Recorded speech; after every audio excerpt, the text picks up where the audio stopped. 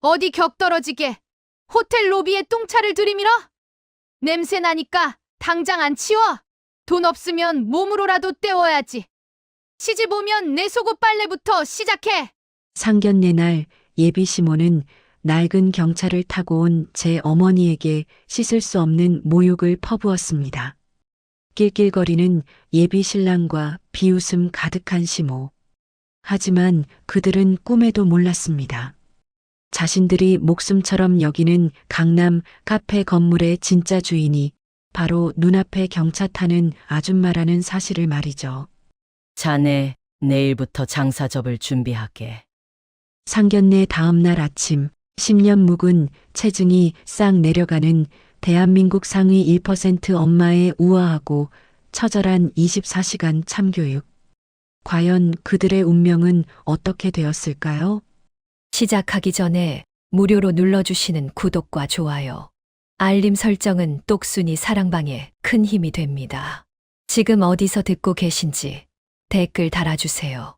그럼 지금부터 이야기를 시작하겠습니다. 따스한 봄 햇살이 눈부시게 내리쬐는 오후 2시였습니다. 서울 시내 한복판, 하늘을 찌를 듯 솟아있는 최고급 호텔의 위용은 그 앞을 지나는 사람들을 주눅 들게 만들기에 충분했죠.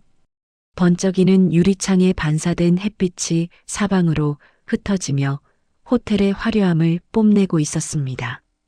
그런데 그 화려한 로비 진입로에 전혀 어울리지 않는 작고 낡은 자동차 한 대가 들어섰습니다. 색이 발해서 원래 무슨 색이었는지 가늠하기도 힘든 금색 경차였습니다. 차체 곳곳에는 긁힌 자국이 선명했고 엔진 소리는 거친 숨을 몰아쉬는 노인처럼 덜덜거렸습니다.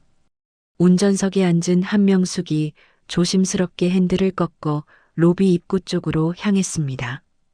그러자 입구를 지키고 있던 주차 요원들이 마치 더러운 것이라도 본 듯 인상을 찌푸리며 앞을 막아섰습니다. 주차 요원 중 한 명이 붉은색 경광봉을 허공에 휘두르며 소리쳤습니다. 아줌마, 여기로 들어오시면 안 됩니다. 뒤쪽으로 돌아가세요. 한명숙이 창문을 내리고 온화한 미소를 지으며 말했습니다. 예약된 식사가 있어서요. 주차 좀 부탁드리겠습니다.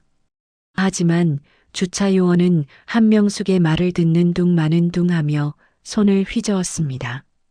그의 눈빛에는 명백한 무시가 담겨 있었죠. 지금 VIP 손님들 들어오시는 시간대라 이런 경차는 로비에 못 세웁니다. 물 흐리지 말고 저기 뒤편 공터 주차장으로 가세요. 얼른요. 한명숙이 잠시 곤란한 표정을 지으며 다시 입을 열려던 찰나였습니다. 뒤쪽에서 묵직하고 낮은 엔진 소리가 들려왔습니다. 햇빛을 받아 검은색 차체가 거울처럼 빛나는 최고급 대형 세단이었습니다.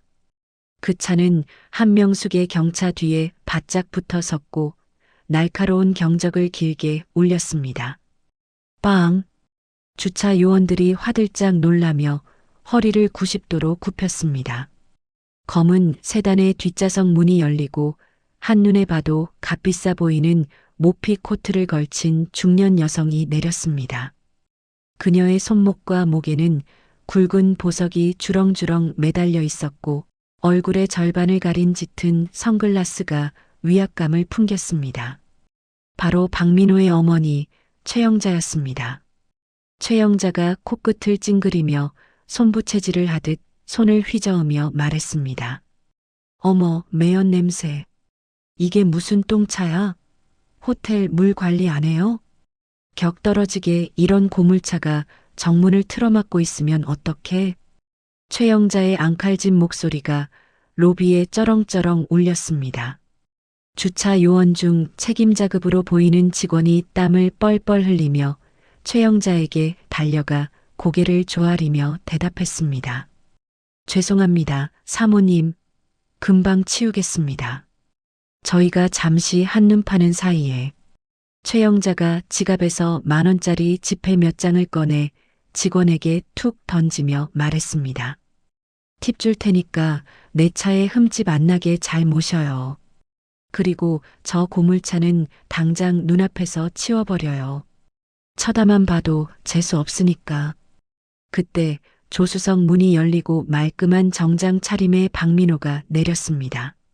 그는 앞차의 운전석에 앉아 있는 사람이 누구인지 확인하고는 흠칫 놀라 굳어버렸습니다.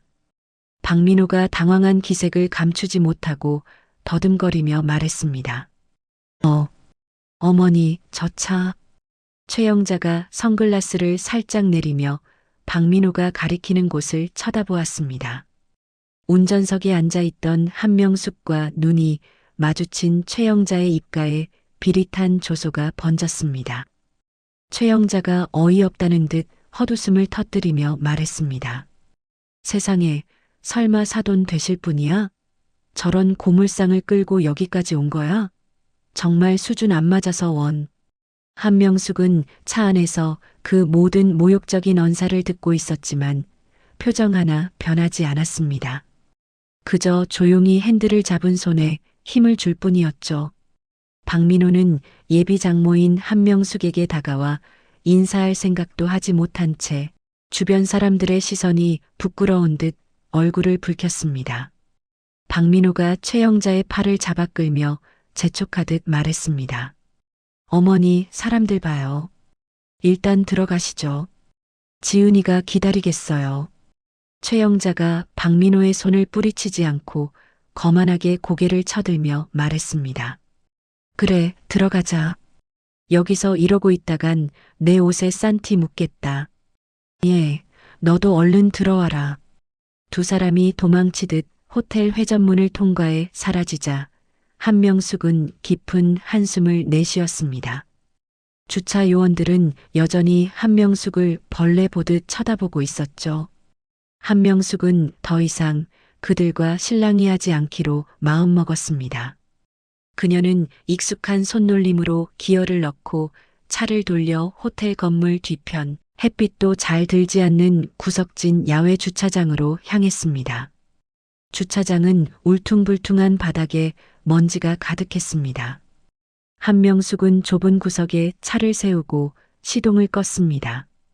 엔진이 꺼지는 소리가 유난히 처량하게 들렸습니다. 그녀는 뒷좌석에 놓인 낡은 보자기를 집어들었습니다. 그 안에는 오늘을 위해 정성스럽게 준비한 선물이 들어 있었죠. 보자기를 품에 안은 한명숙이 차에서 내려 옷매무새를 다듬었습니다.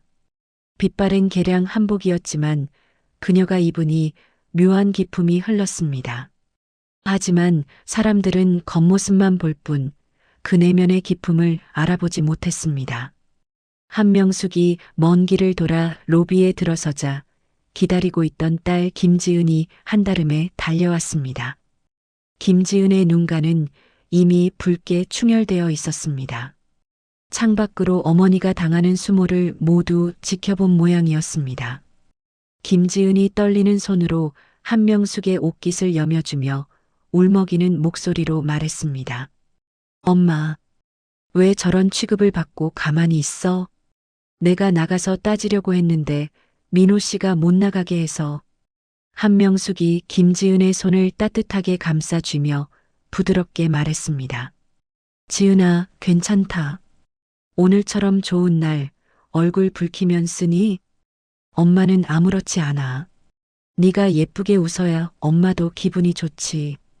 김지은이 속상함을 감추지 못하고 발을 동동 구르며 말했습니다. 그래도 이건 아니잖아. 호텔 직원들도 그렇고 어머니도 너무하셔. 어떻게 사람 면전에 대고 그런 말씀을 하셔? 한명숙이 김지은의 어깨를 토닥이며 달래듯 말했습니다. 사람은 겪어봐야 아는 법이야. 나중에 다 알게 될 거다. 어서 올라가자.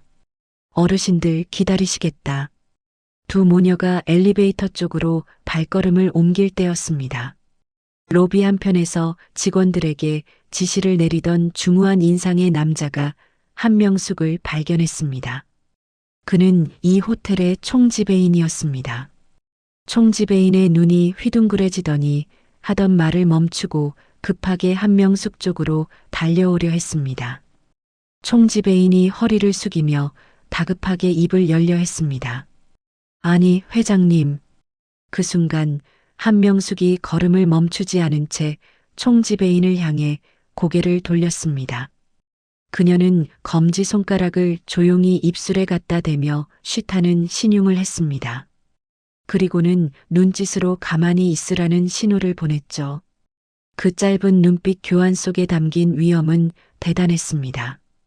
총지배인은 마치 얼어붙은 듯 그 자리에 멈춰서서 깊이 고개를 숙여 예를 표하는 것으로 인사를 대신했습니다. 김지은은 엄마를 챙기느라 그 장면을 보지 못했습니다. 엘리베이터에 오른 김지은은 분이 풀리지 않는지 핸드폰을 꺼내 박민호에게 전화를 걸었습니다. 김지은이 수화기를 귀에 대고 날카롭게 말했습니다. 민호 씨, 지금 어디야? 아까 로비에서 엄마한테 인사도 안 하고 그냥 가는 게 어디 있어? 수화기 너머로 들려오는 박민호의 목소리는 귀찮음이 잔뜩 묻어 있었습니다. 아, 지은아. 엄마가 좀 예민하셔서 그래. 아까 냄새난다고 비위 상하신 거 달래드린다고 정신없어서 그랬어. 네가 이해 좀 해라. 지금 룸에 들어왔으니까 얼른 와. 뚜뚜뚜. 박민호는 김지은의 대꾸도 듣지 않고 전화를 끊어버렸습니다. 김지은이 기가 막히다는 표정으로 핸드폰을 내려다보았습니다. 김지은이 한숨을 푹 쉬며 한명숙을 바라보고 말했습니다. 엄마, 미안해. 내가 민호 씨한테 따끔하게 말할게. 오늘 상견례 분위기 안 좋을 수도 있겠어. 한명숙이 빙그레 웃으며 대답했습니다. 걱정 마라. 엄마가 다 알아서 할게. 너는 그저 밥이나 맛있게 먹어. 엘리베이터가 부드럽게 멈추고 문이 열렸습니다. 고급스러운 카펫이 깔린 복도를 지나 예약된 룸 앞에 도착했습니다. 문은 굳게 닫혀 있었지만 방음이 잘 되지 않는지 안에서 들려오는 목소리가 복도까지 새어 나왔습니다. 최영자의 목소리가 날카롭게 문틈을 비집고 나왔습니다. 아이고, 내 팔자야. 저런 거지 같은 사돈을 만나서 밥을 먹어야 한다니. 식욕이 싹 달아나네. 민호, 너 오늘 밥값 네가 내라. 내가 내기엔 돈이 아깝다. 박민호의 비굴한 웃음소리도 들려왔습니다. 에이, 어머니. 그래도 지은이는 착하잖아요. 그냥 봉사활동한다고 생각하시고 좀 봐주세요. 문 밖에서 그 소리를 들은 김지은의 얼굴이 하얗게 질렸습니다. 모멸감에 입술이 파르르 떨렸죠. 김지은이 당장이라도 문을 박차고 들어갈 기세로 손을 뻗었습니다. 하지만 한명숙이 김지은의 손을 가만히 잡았습니다. 한명숙은 옷매무새를 다시 한번 단정하게 고쳤습니다. 그녀의 눈빛은 아까 로비에서와는 전혀 달랐습니다. 차갑게 가라앉았지만 그 깊은 곳에서는 뜨거운 불꽃이 타오르고 있었습니다. 한명숙은 딸을 안심시키듯 고개를 끄덕여 보이고는 망설임 없이 문고리를 잡았습니다. 한명숙이 낮지만 단단한 목소리로 말했습니다. 들어가자. 문이 활짝 열렸습니다. 방 안의 공기가 한순간에 얼어붙는 듯 했습니다. 무겁게 가라앉은 공기가 숨통을 조여오는 듯한 상견례 장소였습니다. 최고급 한정식 코스 요리가 식탁 위를 화려하게 수놓았지만 그 누구도 젓가락을 선뜻 들지 않았죠. 달그락거리는 그릇 소리조차 크게 들릴 만큼 정막이 감돌았습니다. 최영자가 미간을 찌푸린 채 젓가락으로 생선구이를 쿡 찔러 뒤집었습니다. 최영자가 생선살을 헤집으며 심드렁하게 말했습니다. 어머, 이게 굴비야? 비린내가 확 올라오네. 이 호텔 주방장이 바뀌었나? 영 맛이 떨어지네. 박민호가 어머니의 눈치를 살피며 물잔을 채워주며 맞장구를 쳤습니다. 어머니 입맛이 워낙 청와대급이시잖아요. 그냥 대충 드세요. 여기 주방장이 바뀌긴 했나 봐요. 최영자가 젓가락을 탁 내려놓으며 한숨을 내쉬었습니다. 아이고, 내 팔자야. 며느리 잘못 들이는 것도 서러운데 밥까지 맛이 없으니 원. 한명숙은 그 모욕적인 언사를 듣고도 온화한 미소를 잃지 않았습니다. 그녀는 식탁 아래에 두었던 낡은 보자기를 조심스럽게 꺼내 식탁 위에 올렸습니다. 오랜 시간 정성 들여 준비한 귀한 도라지 정과였습니다. 한명숙이 보자기를 최영자 쪽으로 밀며 공손하게 말했습니다. 귀한 분들 뵙는 자리라 빈손으로 오기 뭐해서 작게나마 준비했습니다. 입에 맞으실지 모르겠네요. 최영자가 선글라스를 코끝에 걸친 채 보자기를 힐끔 쳐다보았습니다. 그녀는 손가락 끝으로 보자기를 톡 건드리며 더러운 것을 만진 듯 인상을 썼습니다. 최영자가 코웃음을 치며 비아냥거렸습니다. 어머, 포장지 색깔 좀 봐. 이거 어디 시골 장터에서 사오셨어요? 냄새날 것 같아. 최영자는 보자기 매듭을 풀어보지도 않은 채 그것을 식탁 구석으로 툭 밀어버렸습니다. 보자기가 맥없이 밀려나 물컵 옆에 처박혔습니다. 김지은의 눈가가 파르르 떨리기 시작했습니다. 어머니가 밤을 새워가며 만든 정성을 쓰레기 취급하는 것을 더는 참기 힘들었죠. 김지은이 주먹을 꽉 쥐며 떨리는 목소리로 말했습니다. 어머니, 너무하시네요. 저희 엄마가 직접 만드신 거예요. 어떻게 열어보지도 않으세요? 박민호가 김지은을 째려보며 핀잔을 주었습니다. 야, 김지은. 너 왜 어른한테 말대꾸야? 우리 엄마가 비위가 좀 약하시잖아. 네가 이해해야지. 김지은이 기가 막히다는 표정으로 박민호를 쏘아보았습니다. 하지만 한명숙은 김지은의 손등을 가만히 두드리며 참으라는 신호를 보냈습니다. 한명숙이 차분한 목소리로 물었습니다. 사돈어른, 혹시 제가 타고 온 차나 제 차림새가 마음에 안 드시는지요? 최영자가 물 한 모금을 마시고는 냅킨으로 입을 닦으며 대답했습니다. 아니, 뭐 솔직히 말해서 격이 안 맞잖아요. 우리 민호는 강남에서 제일 잘 나가는 카페 사장이에요. 그런데 장모될 분이 마티즈라니 그것도 똥차를. 박민호가 킬킬거리며 끼어들었습니다. 장모님, 그 차 너무 위험해요. 제가 아는 폐차장 있는데 소개해 드릴까요? 고철값이라도 받으시게. 김지은이 자리에서 벌떡 일어날 뻔했습니다. 하지만 이번에도 한명숙의 손이 김지은을 강하게 눌러 앉혔습니다. 한명숙은 테이블 위에 올려둔 자신의 휴대전화 화면을 살짝 터치했습니다. 녹음 앱이 붉은 점을 반짝이며 돌아가고 있는 것을 확인했죠. 한명숙이 덤덤하게 물었습니다. 그럼 결혼 조건에 대해서는 어떻게 생각하시나요? 우리 지은이가 부족한 점이 많습니다만. 최영자가 기다렸다는 듯 자세를 고쳐 앉으며 눈을 빛냈습니다. 그녀는 손가락을 하나씩 꼽으며 계산기를 두드리기 시작했습니다. 최영자가 거만한 표정으로 턱을 치켜들며 말했습니다. 일단 우리 민호가 살고 있는 강남 아파트, 그거 전세금 반은 해오셔야죠? 요즘 집값이 얼만지 아시죠? 한명숙이 고개를 끄덕이며 되물었습니다.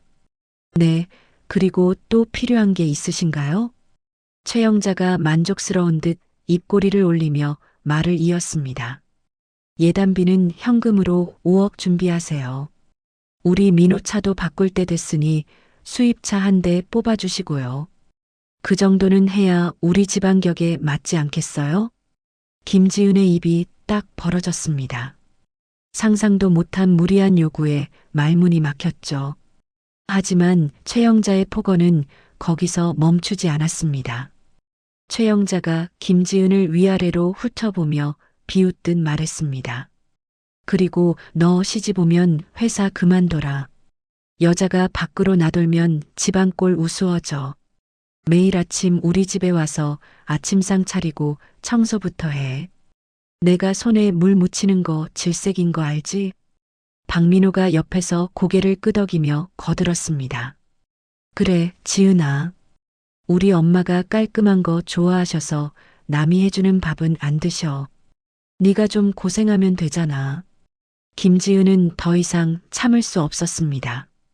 그녀는 쥐고 있던 젓가락을 식탁 위에 탁 내려놓았습니다. 날카로운 소리가 정적을 깼습니다. 김지은이 자리를 박차고 일어나며 소리쳤습니다. 이 결혼 못해요. 아니, 안 합니다.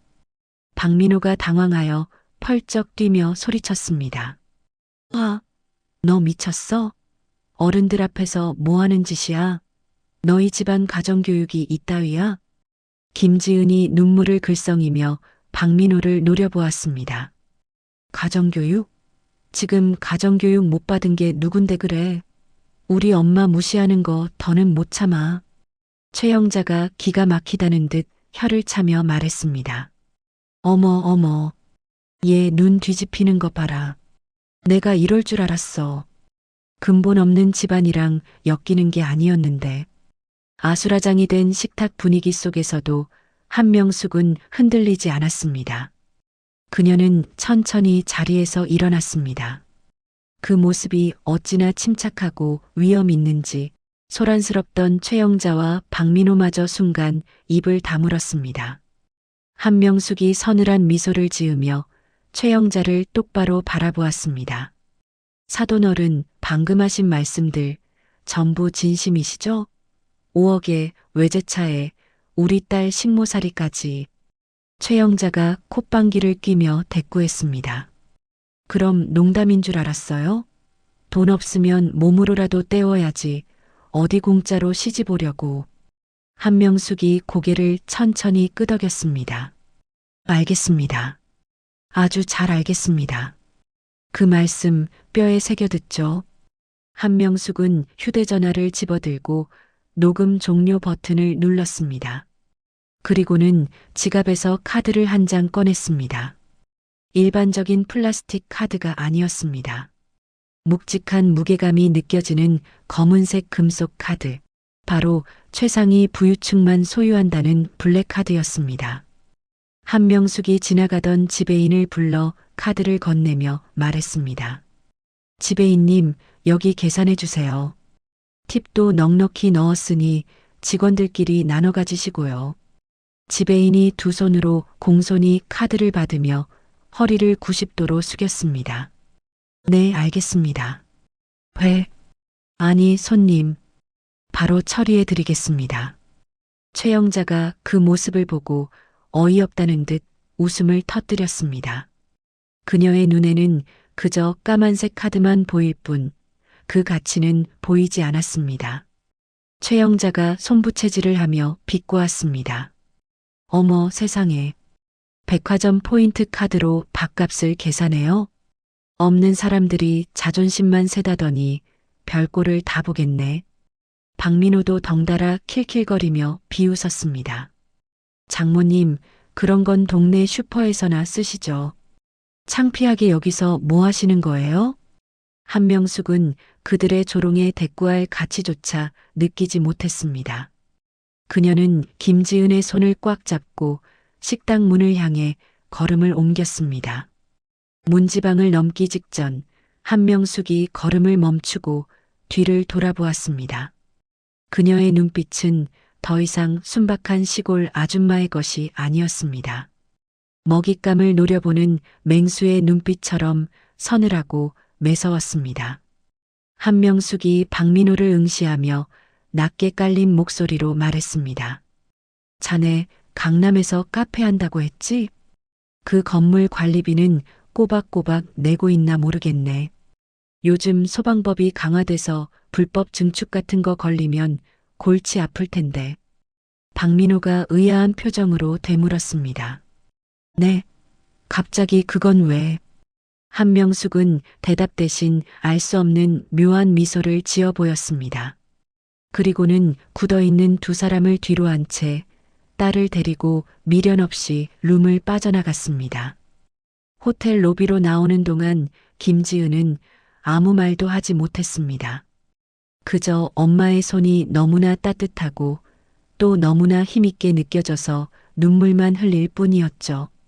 한명숙은 딸의 어깨를 감싸 안으며 호텔 정문을 나섰습니다. 구석진 주차장에 세워진 낡은 마티즈가 보였습니다. 하지만 한명숙의 발걸음은 그 어느 때보다 당당했습니다. 두 모녀가 차에 오르고 시동을 걸자 낡은 엔진 소리가 다시금 덜덜거리며 울려 퍼졌습니다. 하지만 그 소리는 이제 처량한 울음이 아니라 전쟁을 알리는 북소리처럼 들렸습니다. 차가 호텔을 빠져나가는 동안 룸에 남겨진 최영자와 박민호는 멍하니 서로를 쳐다보았습니다. 최영자가 인상을 쓰며 투덜거렸습니다. 뭐야, 저 여자? 마지막에 눈빛 봤니? 무슨 귀신 들린 줄 알았다. 소름 끼쳐. 박민호가 찜찜한 표정으로 머리를 극적이며 말했습니다. 글쎄요. 카페 얘기는 왜 꺼낸 거지? 기분 나쁘게. 그들은 꿈에도 몰랐습니다. 방금 자신들이 건드린 사람이 누구인지, 그리고 내일 아침 어떤 폭풍우가 몰아칠지 말입니다.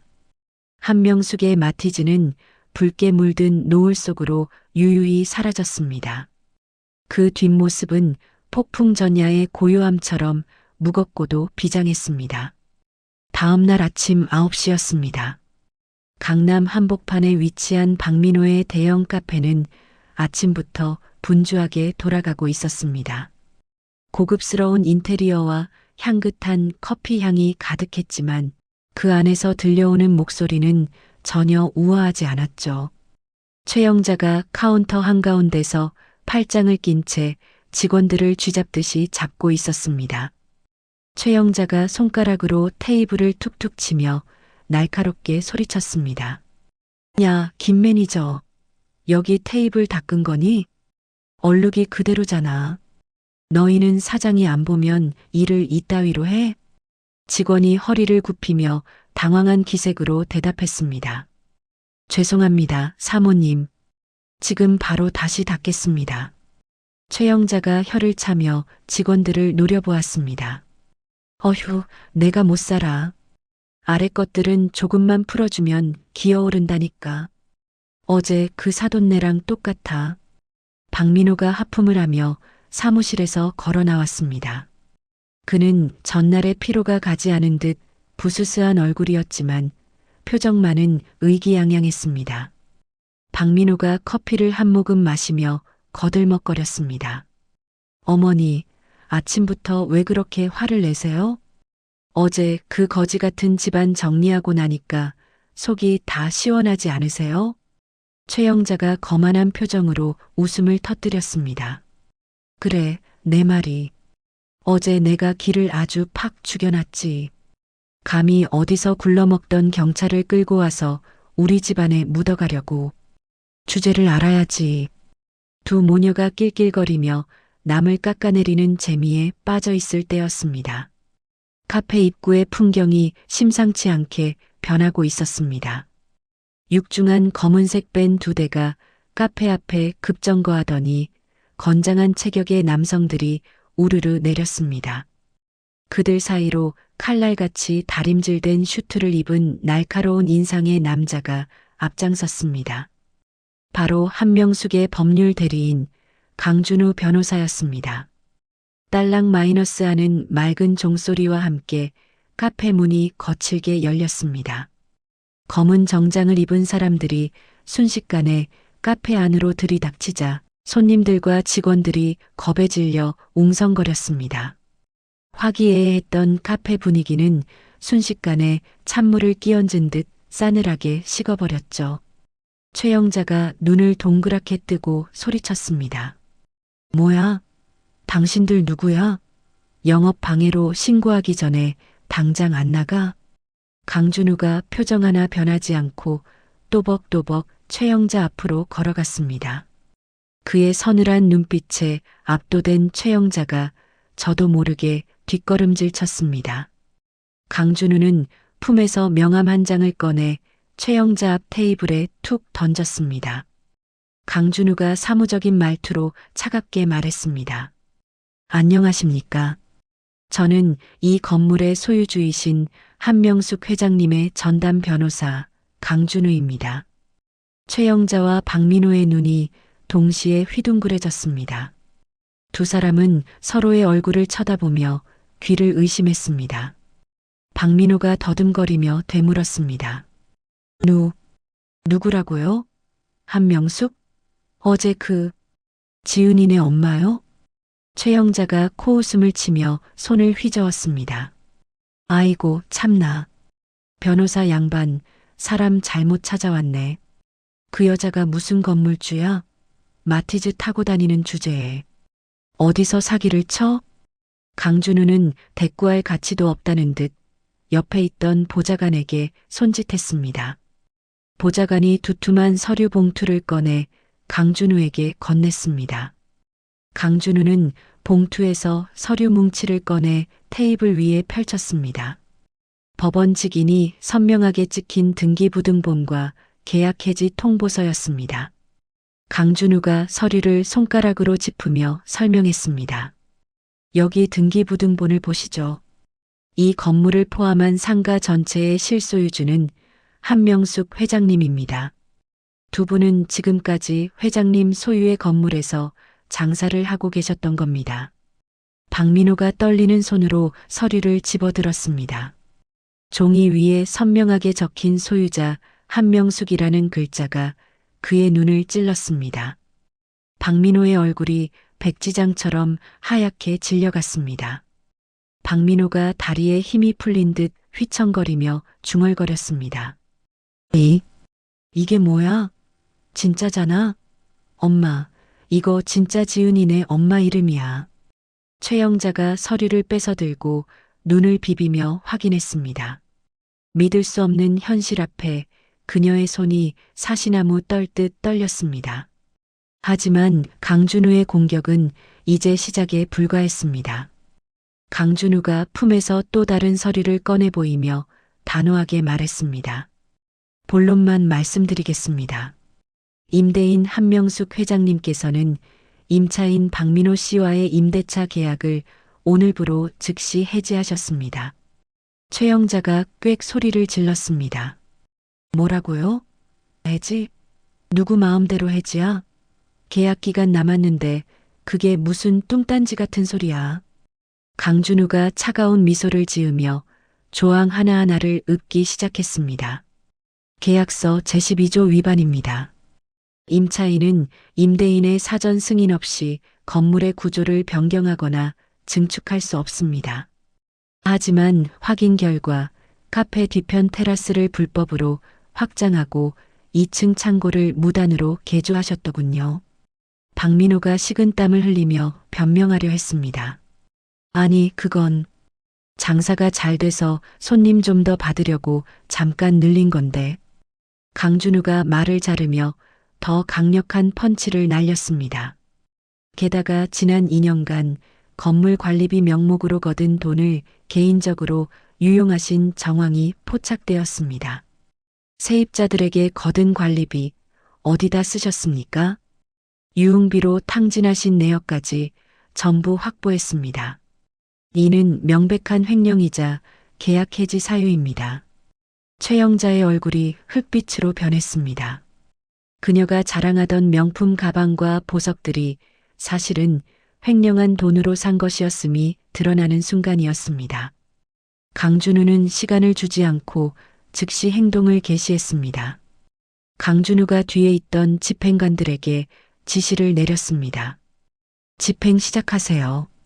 명령이 떨어지자마자 건장한 남성들이 붉은색 압류 딱지를 들고 카페 곳곳으로 흩어졌습니다. 최영자가 아끼던 고가의 수입 가구, 벽에 걸린 미술품, 최고급 에스프레소 머신에 차례대로 빨간 딱지가 붙기 시작했습니다. 카페는 순식간에 아수라장이 되었습니다. 최영자가 비명을 지르며 달려들어 집행관의 팔을 붙잡았습니다. 안 돼. 이거 내 거야. 내가 이탈리아에서 직수입한 거라고. 어디다 딱지를 붙여. 집행관이 무표정하게 최영자를 밀어내며 딱지를 붙였습니다. 공무집행 방해하지 마세요. 더 큰일 치르고 싶으십니까? 박민호는 구석에서 핸드폰을 꺼내 미친 듯이 전화를 걸었습니다. 수신이는 장모님이라고 저장된 한명숙이었습니다. 하지만 수화기 너머에서는 차가운 기계음만 들려올 뿐이었습니다. 지금 거신 번호는 없는 번호입니다. 확인 후 다시 걸어주시기 바랍니다.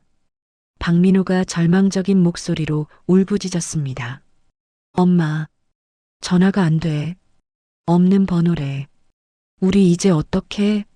상황이 돌이킬 수 없음을 깨달은 최영자가 바닥에 주저앉았다가 강준우의 바짓가랑이를 잡고 매달렸습니다. 방금 전까지 기세등등하던 모습은 온데간데 없고 비굴하기 짝이 없는 모습이었죠. 최영자가 눈물 콧물을 흘리며 애원했습니다. 변호사 양반, 우리 좀 살려줘요. 사돈끼리 이러는 게 어디 있어? 내가 어제는 실언을 좀 했지만 다 우리 애들 잘 살라고 그런 거잖아. 제발 한 번만 봐줘요. 강준우가 혐오스럽다는 눈빛으로 자신의 바지를 잡은 최영자의 손을 내려다보았습니다. 그는 손을 쓰지도 않고 다리를 빼내며 매몰차게 말했습니다. 강준우가 싸늘하게 쏘아붙였습니다. 사돈이라뇨?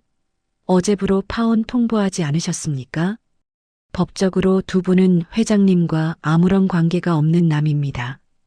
그리고 회장님께서 전하라고 하신 말씀이 있습니다. 최영자와 박민호가 멍하니 고개를 들어 강준우를 바라보았습니다. 강준우가 또박또박 말을 이었습니다. 돈이 없으면 몸으로 때우라고 하셨죠?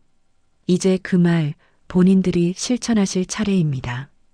불법 증축물 원상복구 비용, 밀린 관리비, 위약금까지 전부 배상하지 못하면 형사 고소까지 진행될 겁니다.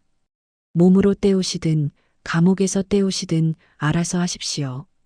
강준우는 넋이 나간 두 사람을 뒤로하고 직원들을 향해 소리쳤습니다. 지금부터 이 사업장은 폐쇄합니다. 손님들 내보내고 셔터 내리세요. 직원들은 사장인 박민호의 눈치를 보는 대신 강준우의 기세에 눌려 손님들에게 양해를 구하며 내보내기 시작했습니다. 텅 빈 카페 안에는 붉은 딱지가 덕지덕지 붙은 집기들과 바닥에 주저앉은 두 모녀만이 덩그러니 남겨졌습니다. 카페에 화려했던 조명이 하나둘 꺼지기 시작했습니다. 강준우가 마지막으로 나가며 카페 문을 굳게 잠갔습니다. 통유리 너머로 쫓겨난 최영자와 박민호가 유리를 두드리며 소리치는 모습이 보였지만 소리는 차단되어 들리지 않았습니다. 그 비참한 광경을 지켜보는 시선이 하나 더 있었습니다. 카페 건너편 도로변에 정차된 최고급 검은색 세단이었습니다. 뒷좌석의 창문이 천천히, 아주 천천히 내려갔습니다. 그 안에는 어제와 달리 고급스러운 정장을 입고 우아하게 선글라스를 낀 한명숙이 앉아 있었습니다. 한명숙은 선글라스를 살짝 내리고 자신의 건물 앞에서 절규하고 있는 최영자와 박민호를 무표정하게 바라보았습니다. 분노도 동정도 느껴지지 않는 서늘한 눈빛이었습니다. 마치 벌레가 발버둥 치는 것을 보는 듯한 무심함이 그곳에 있었습니다. 박민호가 우연히 고개를 돌렸다가 한명숙과 눈이 마주쳤습니다. 박민호의 입이 떡 벌어지며 손가락으로 한명숙을 가리켰습니다. 엄마, 저기 지은이네 엄마. 최영자가 급히 고개를 돌렸지만 한명숙은 이미 창문을 올리고 있었습니다. 검은색 유리창이 닫히며 한명숙의 얼굴이 사라졌습니다. 그것은 두 사람에게 내려진 사형 선고와도 같았습니다. 한명숙의 차는 미끄러지듯 도로를 빠져나갔습니다. 운전석의 기사가 룸미러를 통해 한명숙을 보며 조심스럽게 물었습니다. 회장님, 괜찮으십니까? 바로 댁으로 모실까요? 한명숙이 창밖을 바라보며 담담하게 대답했습니다. 아니요. 회사로 가주세요. 내 딸이 일하는 곳이 어떤지 좀 봐야겠어요. 이제 시작이니까요. 차는 속도를 높여 빌딩 숲 사이로 사라졌습니다. 길거리에 나앉게 된 최영자와 박민호의 비명은 도시의 소음에 묻혀 누구에게도 닿지 않았습니다. 봄 햇살은 여전히 따사로웠지만 두 사람에게는 혹독한 겨울의 시작이었습니다. 그날 저녁 도시의 화려한 네온 사인이 하나둘 켜질 무렵이었습니다. 김지은의 자취방에는 어둠이 짙게 깔려 있었습니다.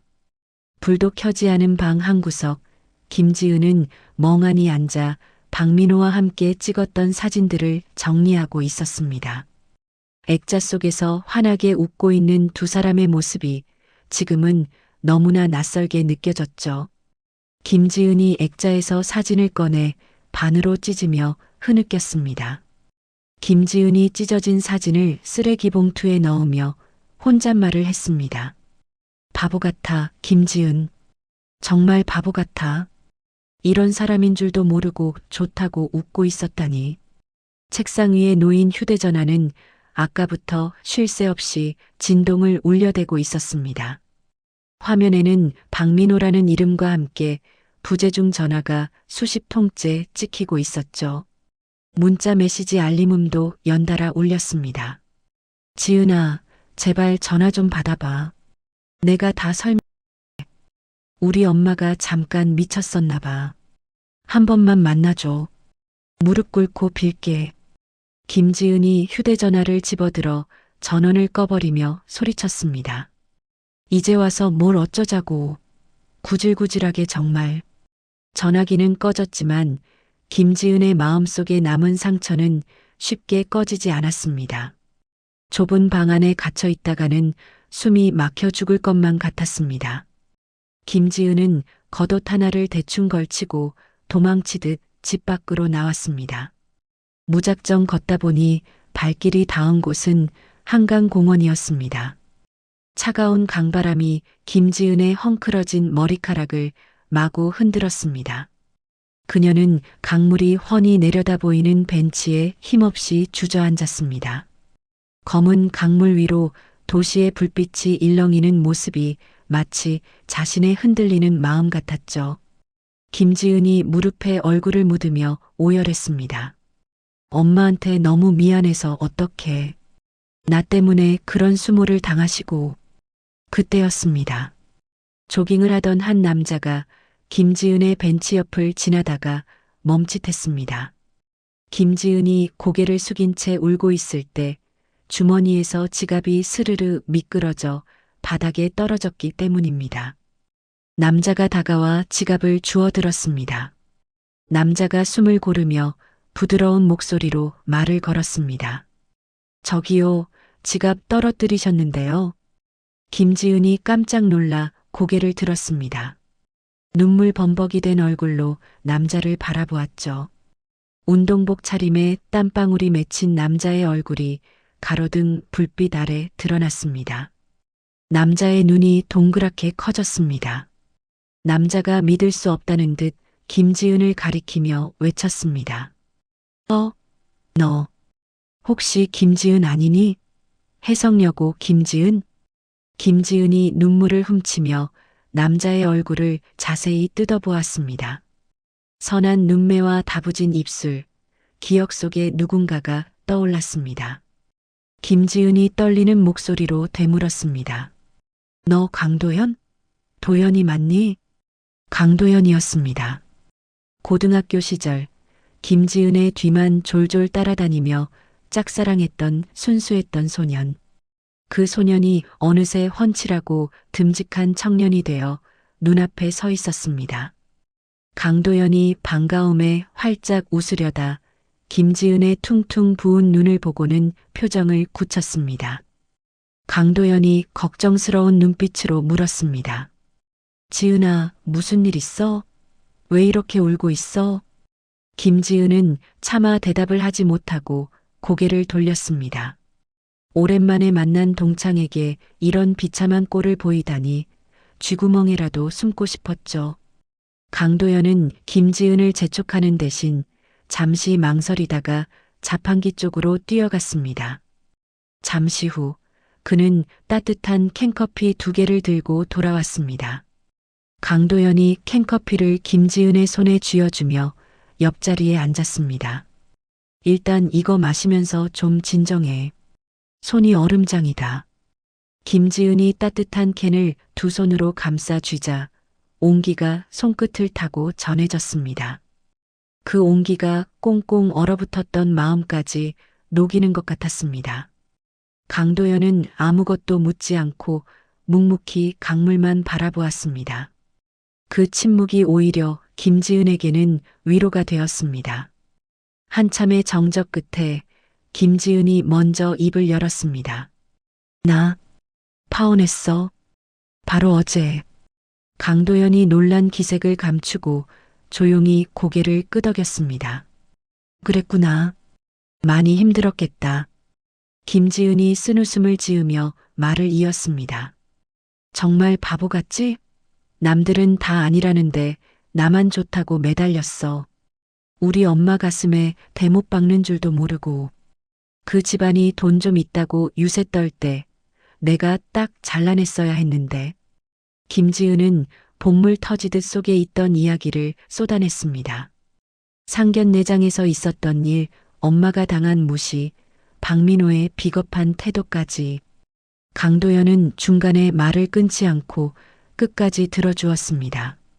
가끔 저런 나쁜 놈들, 네가 고생이 많았네라며 맞장구를 쳐줄 뿐이었죠. 모든 이야기를 털어놓고 나니 김지은의 속이 한결 후련해졌습니다. 강도연이 김지은 쪽으로 몸을 돌리며 진지한 표정으로 말했습니다. 지은아, 자책하지 마. 네가 잘못한 거 하나도 없어. 사람 보는 눈이 좀 없었던 건 인정하지만 그건 그놈이 연기를 잘한 탓이지 내 탓이 아니야. 김지은이 피식 웃음을 터뜨렸습니다. 위로하는 거야? 놀리는 거야? 강도연이 따라 웃으며 김지은의 눈을 똑바로 바라보았습니다. 진심이야. 넌 고등학교 때부터 똑똑하고 당찼잖아. 지금도 충분히 멋져. 그런 놈 때문에 내 가치를 깎아내리지 마. 원래 똥차가 가고 나면 벤츠가 온다는 말도 있잖아. 김지은이 강도연의 말에 고개를 끄덕였습니다. 그래, 내 말이 맞아. 액땜했다고 생각해야지. 엄마를 위해서라도 내가 더 보란 듯이 잘 살 거야. 강도연이 주머니에서 휴대전화를 꺼내 내밀었습니다. 자, 번호 찍어. 동창회도 안 나와서 연락할 길 없었는데 이렇게 만난 것도 인연이다. 앞으로 힘들 때 혼자 끙끙 앓지 말고 연락해. 술친구는 해줄 수 있으니까. 김지은이 망설임 없이 자신의 번호를 입력했습니다. 강도연은 자신이 잘 나가는 IT 기업의 대표라는 사실은 굳이 밝히지 않았습니다. 지금 김지은에게 필요한 건 성공한 CEO가 아니라 편안한 친구라는 걸 알았기 때문이죠. 강도연이 자리에서 일어나며 손을 내밀었습니다. 일어나자. 밤 공기 차다. 데려다 줄게.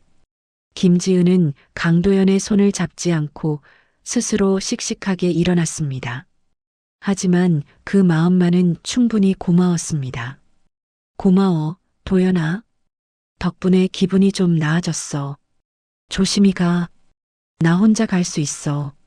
강도연이 아쉬운 표정으로 물러서며 손을 흔들었습니다. 그래, 들어가서 푹 자고. 내일은 더 좋은 일이 생길 거야. 연락할게. 강도연의 뒷모습이 멀어질 때까지 바라보던 김지은은 집으로 향하는 발걸음을 재촉했습니다. 걷는 동안 휴대전화를 켜고 엄마에게 전화를 걸었습니다. 신호음이 몇 번 울리기도 전에 한명숙이 전화를 받았습니다. 한명숙의 따뜻한 목소리가 들려왔습니다. 우리 딸 어디니? 밥은 먹었어? 김지은이 코끝이 찡해져서 대답했습니다. 응, 엄마. 나 산책 좀 하고 들어가는 길이야. 엄마, 미안해. 그리고 정말 고마워. 한명숙이 웃으며 대답했습니다. 미안하긴 뭐가 미안해. 엄마가 다 해결하고 있으니까 넌 아무 걱정하지 마. 우리 지은이는 엄마의 자부심이야. 알지? 이제부터 꽃길만 걷게 해줄게. 김지은이 눈물을 닦으며 힘주어 말했습니다. 응, 엄마. 나 이제 진짜 정신 차렸어. 회사 일도 더 열심히 하고 엄마한테 부끄럽지 않은 딸 될게. 다음 날 아침이 밝았습니다. 김지은은 평소보다 1시간 일찍 일어났습니다. 거울 앞에 선 그녀의 모습은 어제와 확연히 달랐습니다. 푸석했던 얼굴에는 생기가 돌았고 눈빛은 결연했습니다. 그녀는 옷장에서 가장 아끼는 짙은 네이비색 정장을 꺼내 입었습니다. 딱 떨어지는 재킷과 하이힐, 그리고 단정하게 묶은 머리까지 완벽한 커리어 우먼의 모습이었죠. 김지은이 현관을 나서며 구두 굽소리를 경쾌하게 울렸습니다. 좋아, 다시 시작하는 거야. 회사에 도착한 김지은은 자리에 앉자마자 서류 뭉치를 꺼냈습니다. 그동안 박민호와의 결혼 준비 때문에 미뤄두었던 해외 마케팅 프로젝트 기획안이었습니다. 밤새 머릿속으로 구상했던 아이디어들을 거침없이 써내려갔습니다. 점심시간이 되기 전 김지은은 완성된 기획안을 들고 본부장실로 향했습니다. 본부장에게 기획안을 제출하고 나오는 김지은의 발걸음은 날아갈 듯 가벼웠습니다.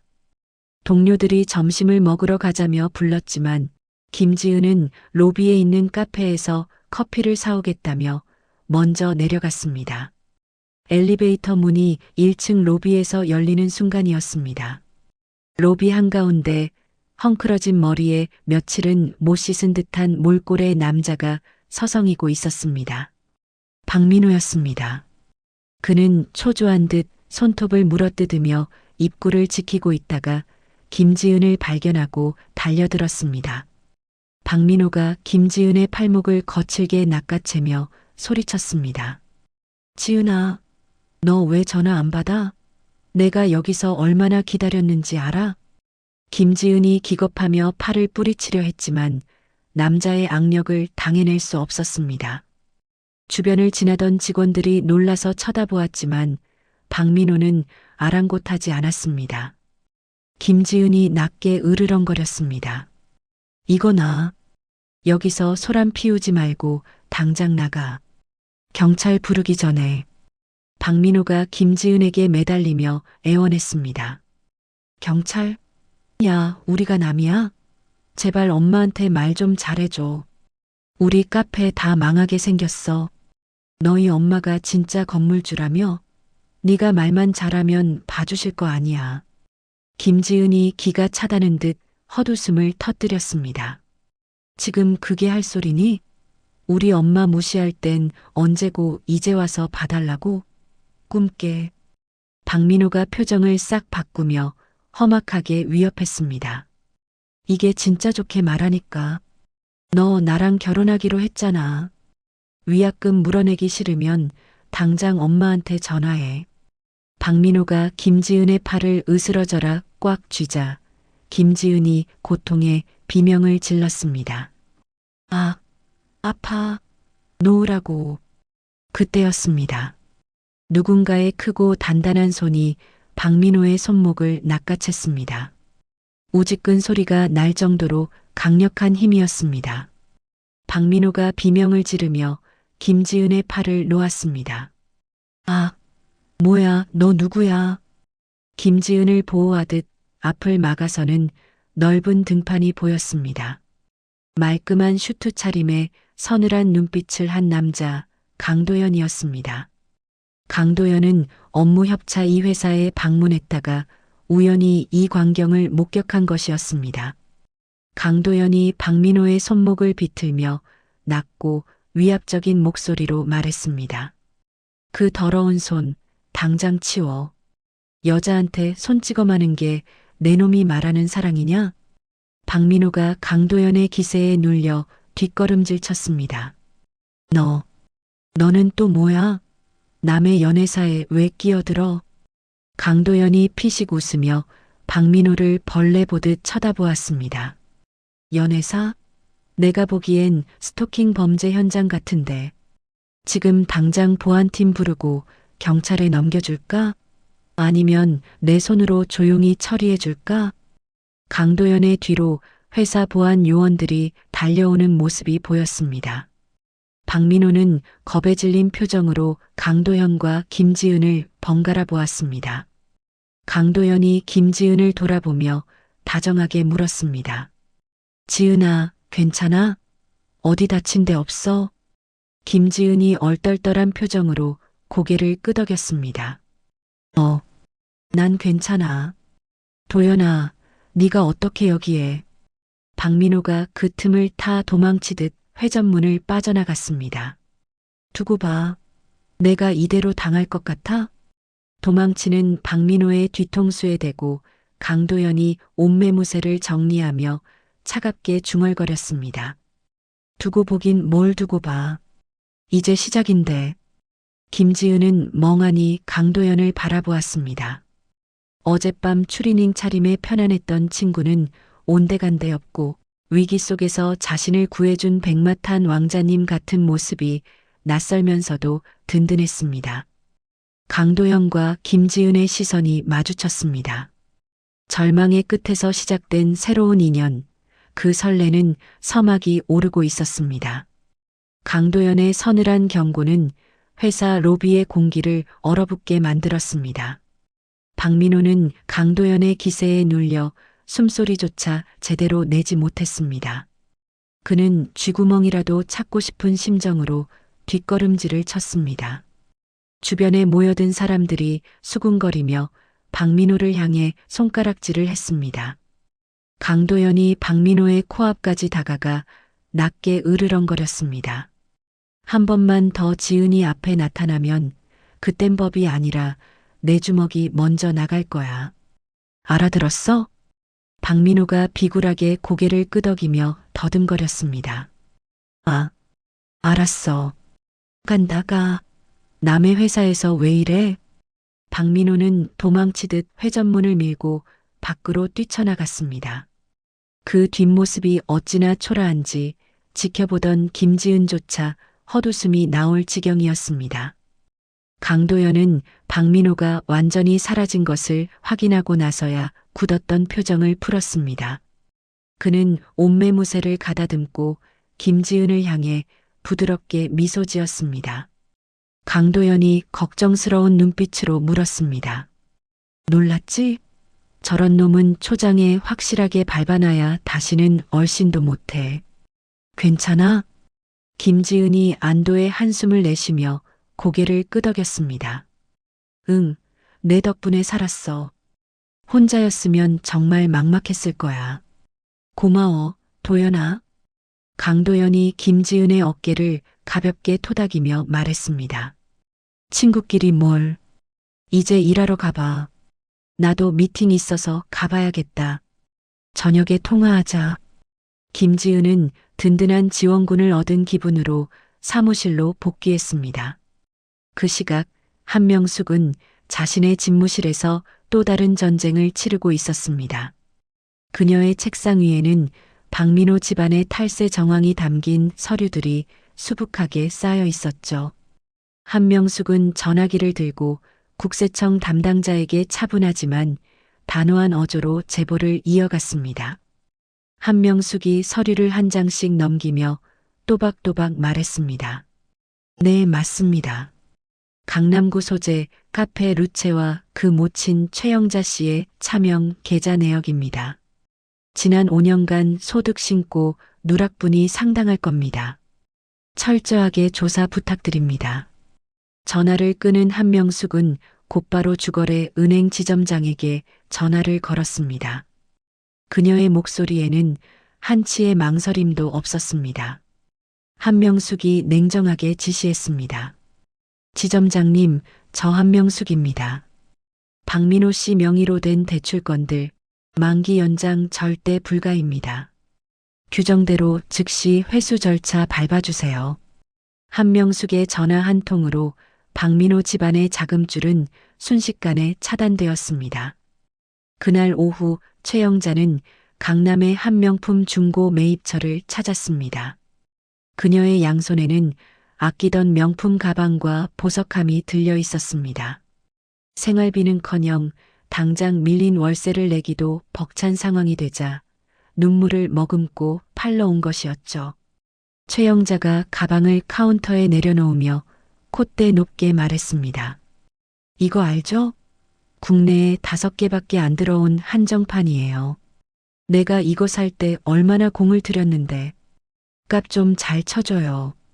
매입 직원이 흰 장갑을 끼고 가방을 이리저리 살펴보더니 시큰둥한 표정을 지었습니다. 그는 계산기를 두드리며 터무니없이 낮은 금액을 제시했습니다. 직원이 계산기를 최영자 쪽으로 밀며 건조하게 말했습니다.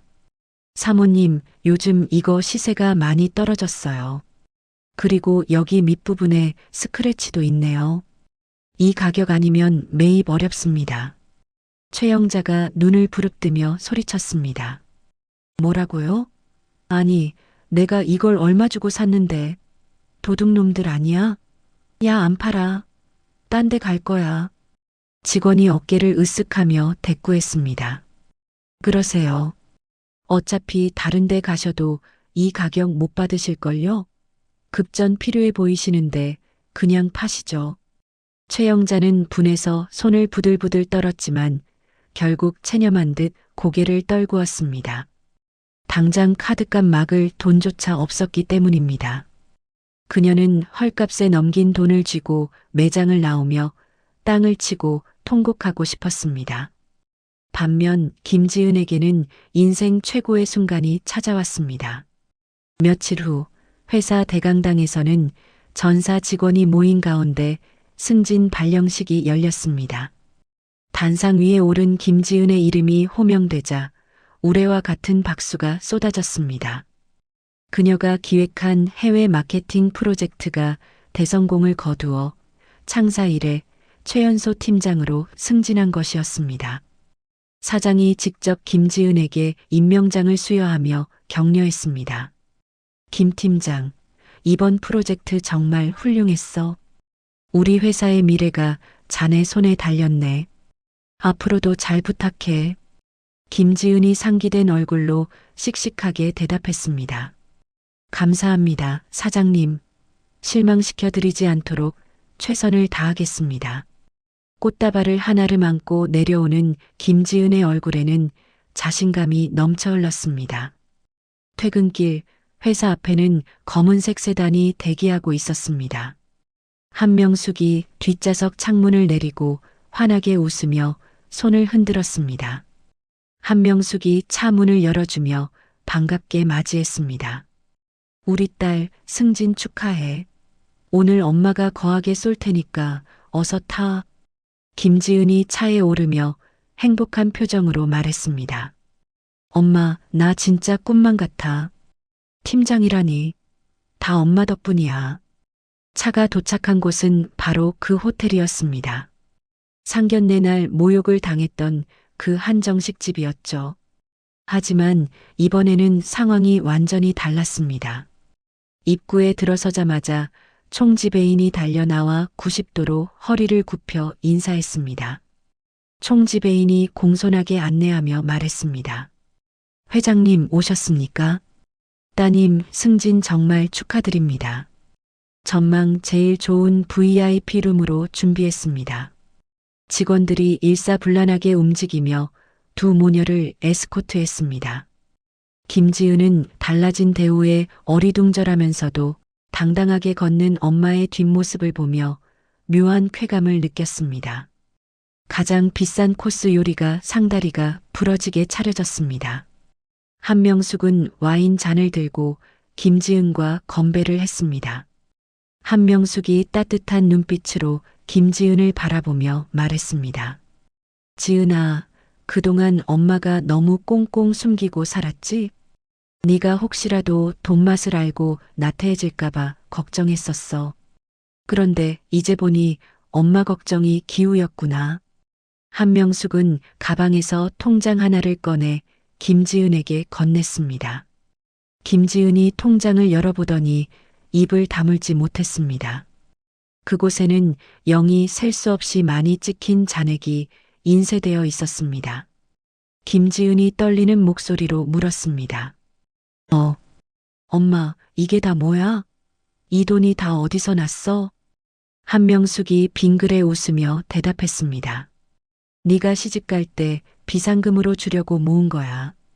그런데 이제 시집갈 때 쓰는 게 아니라 네가 내 인생 멋지게 사는데 써라. 집을 사든 차를 사든 아니면 여행을 가든 내 맘대로 해. 김지은이 눈물이 그렁그렁해서 한명숙의 손을 잡았습니다. 엄마, 나 진짜 열심히 살게. 엄마한테 부끄럽지 않게 이 돈보다 더 가치 있는 사람 될게. 두 모녀가 행복한 웃음꽃을 피우는 사이 도시의 반대편 낡은 빌라촌에는 어둠이 내려앉았습니다. 보증금 1,000만 원에 월세 50만 원짜리 좁은 방. 최영자와 박민호가 짐짝처럼 구겨져 앉아 컵라면을 먹고 있었습니다. 방바닥에는 뜯지 않은 이삿짐 상자들이 나뒹굴고 있었죠. 최영자가 퉁퉁 부른 라면을 휘저으며 신경질을 냈습니다. 아우, 짜증나. 내가 왜 이 나이에 이런 돼지우리 같은 데서 라면이나 처먹고 있어야 해? 이게 다 그 여우 같은 년 때문이야. 박민호가 국물을 마시며 힘없이 대꾸했습니다. 엄마, 그만 좀 해. 내일 일자리라도 알아봐야지 이러고 있으면 돈이 나와? 그때 켜두었던 TV 뉴스에서 낯익은 얼굴이 나왔습니다. 화면 하단에는 화제의 기업인 마이너스 초고속 승진 신화, 김지은 팀장이라는 자막이 흘러가고 있었습니다. 인터뷰를 하는 김지은은 세련된 정장을 입고 자신감 넘치는 표정으로 말하고 있었습니다. TV 속 김지은이 환하게 웃으며 말했습니다. 이번 프로젝트의 성공 비결은 진정성이라고 생각합니다. 겉만 화려한 포장보다는 본질에 집중했던 것이. 최영자가 먹던 젓가락을 TV 화면을 향해 집어던졌습니다. 라면 국물이 화면을 타고 주르륵 흘러내렸습니다. 최영자가 악에 받쳐 비명을 질렀습니다. 저 앙큼한 것 좀 봐. 우리는 이 꼴이 됐는데 지는 방송을 타? 아주 살판났네, 살판났어. 박민호도 화면 속 김지은의 모습에 배가 아파 미칠 지경이었습니다. 자신은 빚쟁이들에게 쫓기는 신세인데 전 약혼녀는 승승장구하는 꼴을 보니 질투심에 눈이 뒤집혔습니다. 박민호가 주먹으로 바닥을 치며 소리쳤습니다. 와, 진짜 돌아버리겠네. 제가 저렇게 잘 나가면 우리는 뭐가 돼? 엄마, 뭐 방법 없어? 저 기집애 콧대 좀 꺾어 놓을 방법 없냐고. 최영자의 눈빛이 번뜩였습니다. 그녀의 시선이 구석에 놓인 낡은 노트북에 꽂혔습니다. 도끼가 서린 입가에 비열한 미소가 번졌습니다. 최영자가 씩씩거리며 노트북을 끌어당겨 켰습니다. 방법이 왜 없어? 내가 이대로 죽을 것 같니? 내가 못 먹는 감 찔러나 봐야지. 아니, 아주 뭉개버려야지. 박민호가 눈을 반짝이며 물었습니다. 뭐 하려고? 인터넷에 글이라도 쓰게? 최영자가 타자기를 두드리기 시작했습니다. 그녀의 손놀림은 분노로 인해 거칠고 빨랐습니다. 화면에는 충격 고발이라는 자극적인 제목이 찍혔습니다. 최영자가 이를 갈며 중얼거렸습니다. 그래, 요즘은 여론전이 최고라며? 재벌 건물주 행세하는 꽃뱀 모녀. 내가 아주 사회적으로 매장해 줄게. 어디 두고 보자. 제목 유명 기업 최연소 팀장 K양의 실체를 폭로합니다. 돈 보고 접근했다가 파혼당한 억울한 사연. 최영자의 손끝에서 만들어진 거짓말들이 문장이 되어 화면을 채워나갔습니다. 그 글이 불러올 파장은 생각하지도 않은 채 두 모녀는 낄낄거리며 악마의 시나리오를 완성해 가고 있었습니다. 행복의 절정에 있는 김지은에게 다가오는 검은 그림자. 아직 그녀는 이 끔찍한 음모를 전혀 알지 못한 채 엄마와 함께 축배를 들고 있었습니다. 다음 날 아침 8시 서울의 하늘은 잿빛 구름으로 뒤덮여 있었습니다. 김지은은 여느 때와 다름없이 말끔한 정장 차림으로 회사 로비에 들어서려 했습니다. 어제 승진의 기쁨이 아직 가시지 않아 발걸음은 가벼웠고 입가에는 옅은 미소가 걸려 있었죠. 하지만 그 미소는 회사 정문에 다다르기도 전에 산산이 조각나고 말았습니다. 평소라면 출근하는 직장인들로 분주해야 할 회사 앞이 웬일인지 소란스러웠습니다. 머리에 붉은 띠를 두른 낯선 사람들이 정문을 가로막고 피켓 시위를 벌이고 있었기 때문입니다. 그들이 들고 있는 피켓에 적힌 문구는 충격적이었습니다. 재벌 건물주 행세하는 꽃뱀 모녀, 내 아들 인생 돌려내라. 돈 보고 접근해서 혼수 5억 뜯어내려다 실패하자 파혼 통보. 갑질 마녀 김지은 팀장은 즉각 사퇴하라. 김지은은 자신의 눈을 의심하며 그 자리에 얼어붙었습니다. 심장이 쿵하고 내려앉는 듯한 기분에 숨이 턱 막혀왔습니다. 그때 시위대 맨 앞에 서 있던 최영자가 김지은을 발견하고는 확성기를 들고 소리쳤습니다. 최영자가 악에 받친 목소리로 고래고래 고함을 질렀습니다. 여러분, 저기 저 여자가 바로 그 꽃뱀입니다. 우리 순진한 아들 등쳐먹고 뻔뻔하게 회사 다니는 꼴 좀 보세요. 최영자의 외침이 신호탄이라도 된 듯 시위꾼들이 일제히 김지은을 향해 손가락질을 하며 욕설을 퍼부었습니다. 물러가라. 꽃뱀은 물러가라. 양심도 없는 년. 네가 그러고도 사람이야? 김지은은 너무나 당황스러워 뒷걸음질을 쳤습니다. 그 순간 어디선가 카메라를 든 무리가 하이에나 떼처럼 김지은에게 달려들었습니다. 조회수의 목숨 건 일명 사이버 레카 유튜버들이었습니다. 그들은 김지은의 코앞까지 카메라를 들이대며 무례한 질문을 쏟아냈습니다. 한 유튜버가 카메라를 들이밀며 비아냥거리듯 물었습니다. 김지은 씨 맞으시죠? 전 약혼자분께 혼수 5억 요구하신 거 사실입니까? 건물주 행세하면서 갑질하셨다는데 한 말씀 해주시죠. 또 다른 유튜버가 김지은의 길을 막으며 소리쳤습니다. 시청자분들이 지금 실시간으로 보고 계십니다. 묵비권 행사하지 마시고 해명해 보세요. 진짜 돈 보고 접근하신 겁니까? 김지은이 떨리는 손으로 얼굴을 가리며 외쳤습니다. 아니에요. 다 거짓말이에요. 비키세요. 제발 비키세요. 하지만 유튜버들은 물러서기는커녕 더욱 집요하게 따라붙었습니다. 그들의 눈에는 진실 따위는 중요하지 않았습니다. 오로지 자극적인 장면을 뽑아내어 조회수를 올리는 것에만 혈안이 되어 있었죠. 김지은은 공포에 질려 식은땀을 흘리며 간신히 인파를 뚫고 회사 로비로 뛰어들어갔습니다.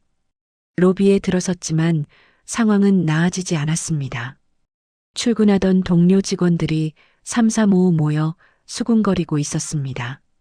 어제까지만 해도 승진을 축하해 주던 사람들이 이제는 경멸 어린 눈빛으로 김지은을 쳐다보고 있었죠. 동료 직원 한 명이 옆 사람에게 속삭이는 소리가 들렸습니다. 야, 저거 진짜야? 게시판 글 보니까 완전 악질이던데. 어떻게 저러고 회사를 다녀? 그러게 말이야. 사람 겉만 보고 모른다더니. 우리 팀장님 불쌍해서 어쩌냐? 김지은은 귀를 막고 도망치듯 엘리베이터에 탔습니다. 사무실에 도착하자마자 인사팀장이 김지은을 불렀습니다. 인사팀장의 표정은 더없이 싸늘하고 딱딱했습니다. 인사팀장이 서류 봉투를 내밀며 건조하게 말했습니다. 김 팀장, 밖이 시끄럽네. 회사 이미지도 있고 하니 당분간 자택 대기하세요. 징계위원회 열릴 때까지 출근하지 마시고요. 김지은이 억울함에 눈물을 글썽이며 호소했습니다. 팀장님, 저거 다 모함이에요. 저 사람들이 거짓말하는 거라고요. 제가 왜 징계를 받아야 합니까? 인사팀장이 곤란하다는 듯 고개를 저으며 대답했습니다. 진실이 뭐가 중요해? 지금 회사 게시판이 마비될 정도로 항해 글이 올라오고 있어. 일단 여론이 잠잠해질 때까지 쉬고 있어. 이건 명령이야. 결국 김지은은 짐도 제대로 챙기지 못한 채 회사 뒷문으로 쫓겨나듯 빠져나와야 했습니다. 택시를 타고 집으로 돌아오는 길, 김지은은 핸드폰으로 인터넷을 켰습니다.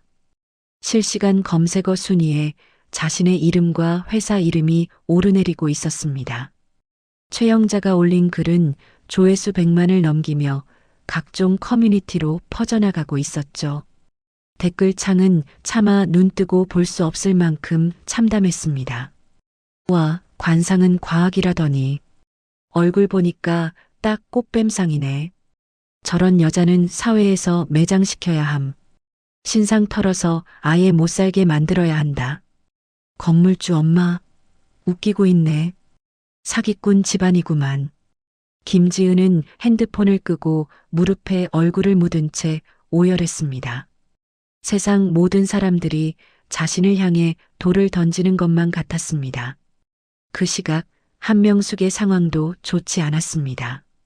그녀의 건물 앞에도 최영자가 돈을 주고 고용한 용역들이 몰려와 난동을 부리고 있었기 때문입니다. 용역들이 건물 입구에 날달걀을 던지며 소란을 피웠습니다. 악덕 건물주 한명숙은 각성하라. 세입자 피 빨아먹는 흡혈귀. 보증금 떼먹고 도망가냐? 나와서 사죄해라. 건물 유리에 깨진 달걀이 흘러내리고 밀가루가 날렸습니다. 세입자들이 불안해하며 관리실로 항해 전화를 걸어왔습니다. 하지만 한명숙은 집무실 블라인드 뒤에서 이 모든 광경을 차갑게 지켜보고 있었습니다. 그녀의 옆에는 강준우 변호사가 태블릿 PC로 상황을 모니터링하고 있었죠. 한명숙이 흔들림 없는 목소리로 물었습니다. 변호사님, 증거 수집은 잘 되고 있나요? 강준우가 고개를 끄덕이며 차분하게 대답했습니다. 네, 회장님. 건물 CCTV에 얼굴들 다 찍혔고요. 인터넷 게시글, 댓글들 PDF 따서 체증 완료했습니다. 명예훼손, 업무방해, 모욕죄. 혐의는 차고 넘칩니다. 한명숙이 입술을 굳게 다물며 낮게 은조렸습니다. 아직이야. 저것들이 더 날뛰게 놔둬. 확실한 한 방이 필요해. 제 발로 지옥불에 뛰어들 때까지. 한편 근처 모텔방을 잡고 작전 본부로 쓰고 있는 최영자와 박민호는 축제 분위기였습니다. 박민호는 인터넷 라이브 방송을 준비하며 붕대를 머리에 감고 있었습니다. 가짜 환자 코스프레를 하기 위해서였죠. 박민호가 거울을 보며 낄낄거렸습니다. 엄마, 나 어때? 좀 불쌍해 보여? 아까 댓글 보니까 나보고 힘내라고 난리 났던데. 최영자가 박민호의 옷매무새를 헝클어뜨리며 맞장구를 쳤습니다. 그래, 아주 딱이야. 방송 켜면 눈물 좀 짜내고. 알았지? 사람들이 후원금 팍팍 쏘게 만들어. 방송이 시작되자 박민호의 표정이 순식간에 비련의 남주인공으로 돌변했습니다. 그는 카메라를 향해 깊은 한숨을 내쉬며 연기를 시작했습니다. 박민호가 울먹이는 목소리로 카메라에 호소했습니다. 여러분, 정말 감사합니다. 제가 너무 힘들어서 나쁜 생각까지 했었는데 여러분 응원 덕분에 버티고 있습니다. 그 여자가 제 전 재산을 가져가고도 모자라서 저를 스토커로 몰더라고요. 채팅창에는 박민호를 응원하는 글과 후원금이 빗발쳤습니다. 힘내세요. 저희가 지켜드릴게요. 진짜 나쁜 년이네. 오빠 울지 마세요. 유유. 후원금 10만 원 쏩니다. 맛있는 거 드세요. 돈이 들어오는 알림소리에 최영자는 입이 귀에 걸려 춤이라도 출 기세였습니다. 그들은 자신들이 여론을 완전히 장악했다고 믿었습니다. 자신감이 하늘을 찌른 두 사람은 이제 마지막 승부수를 던지기로 했습니다. 최영자가 박민호에게 눈짓하며 비열하게 속삭였습니다. 민호야, 이제 때가 됐다. 걔 지금 멘탈 다 나갔을 거야. 이럴 때 확 찔러야 돈이 나오지. 박민호가 고개를 끄덕이며 핸드폰을 집어들었습니다. 그리고 김지은에게 보낼 문자를 작성하기 시작했습니다. 그 내용은 단순한 협박을 넘어선 범죄에 가까운 것이었습니다. 집안에 틀어박혀 공포에 떨고 있던 김지은의 핸드폰이 진동했습니다. 김지은은 화들짝 놀라며 핸드폰을 확인했습니다. 발신자는 박민호였습니다. 지은아, 상황 봤지? 지금 네가 살 길은 하나뿐이야. 합의금으로 현금 10억 준비해. 그러면 내가 엄마 말려서 시위도 끝내고 글도 다 지워줄게. 만약 경찰에 신고하거나 딴 수작 부리면 너랑 내 엄마 사회에서 영영 매장시켜버릴 거야. 내일 정오까지 답장 줘. 문자를 읽은 김지은의 손이 사시나무 떨듯 떨렸습니다. 10억이라니. 그들은 애초에 사과나 복귀를 원한 게 아니었습니다. 그저 돈을 뜯어내기 위해 자신과 엄마를 벼랑 끝으로 몰아넣은 것이었죠. 김지은이 덜덜 떨리는 목소리로 중얼거렸습니다. 어떻게 사람이 이래? 정말 악마들이야. 두려움에 숨조차 쉬기 힘들었지만 김지은은 본능적으로 엄마를 찾았습니다. 이대로 무너질 수는 없었습니다. 김지은은 떨리는 손가락으로 한명숙의 번호를 눌렀습니다. 신호음이 가는 시간이 억겁처럼 느껴졌습니다. 여보세요? 지은이니? 한명숙의 침착한 목소리가 들려오자 참았던 눈물이 왈칵 쏟아졌습니다. 김지은이 울음을 터뜨리며 외쳤습니다. 엄마. 흑흑. 엄마 어떡해. 저 사람들이 돈 내놓으래. 10억 안 주면 우리 다 죽여버리겠대. 나 무서워 죽겠어. 수화기 너머에서 잠시 침묵이 흘렀습니다. 하지만 그것은 당황의 침묵이 아니었습니다.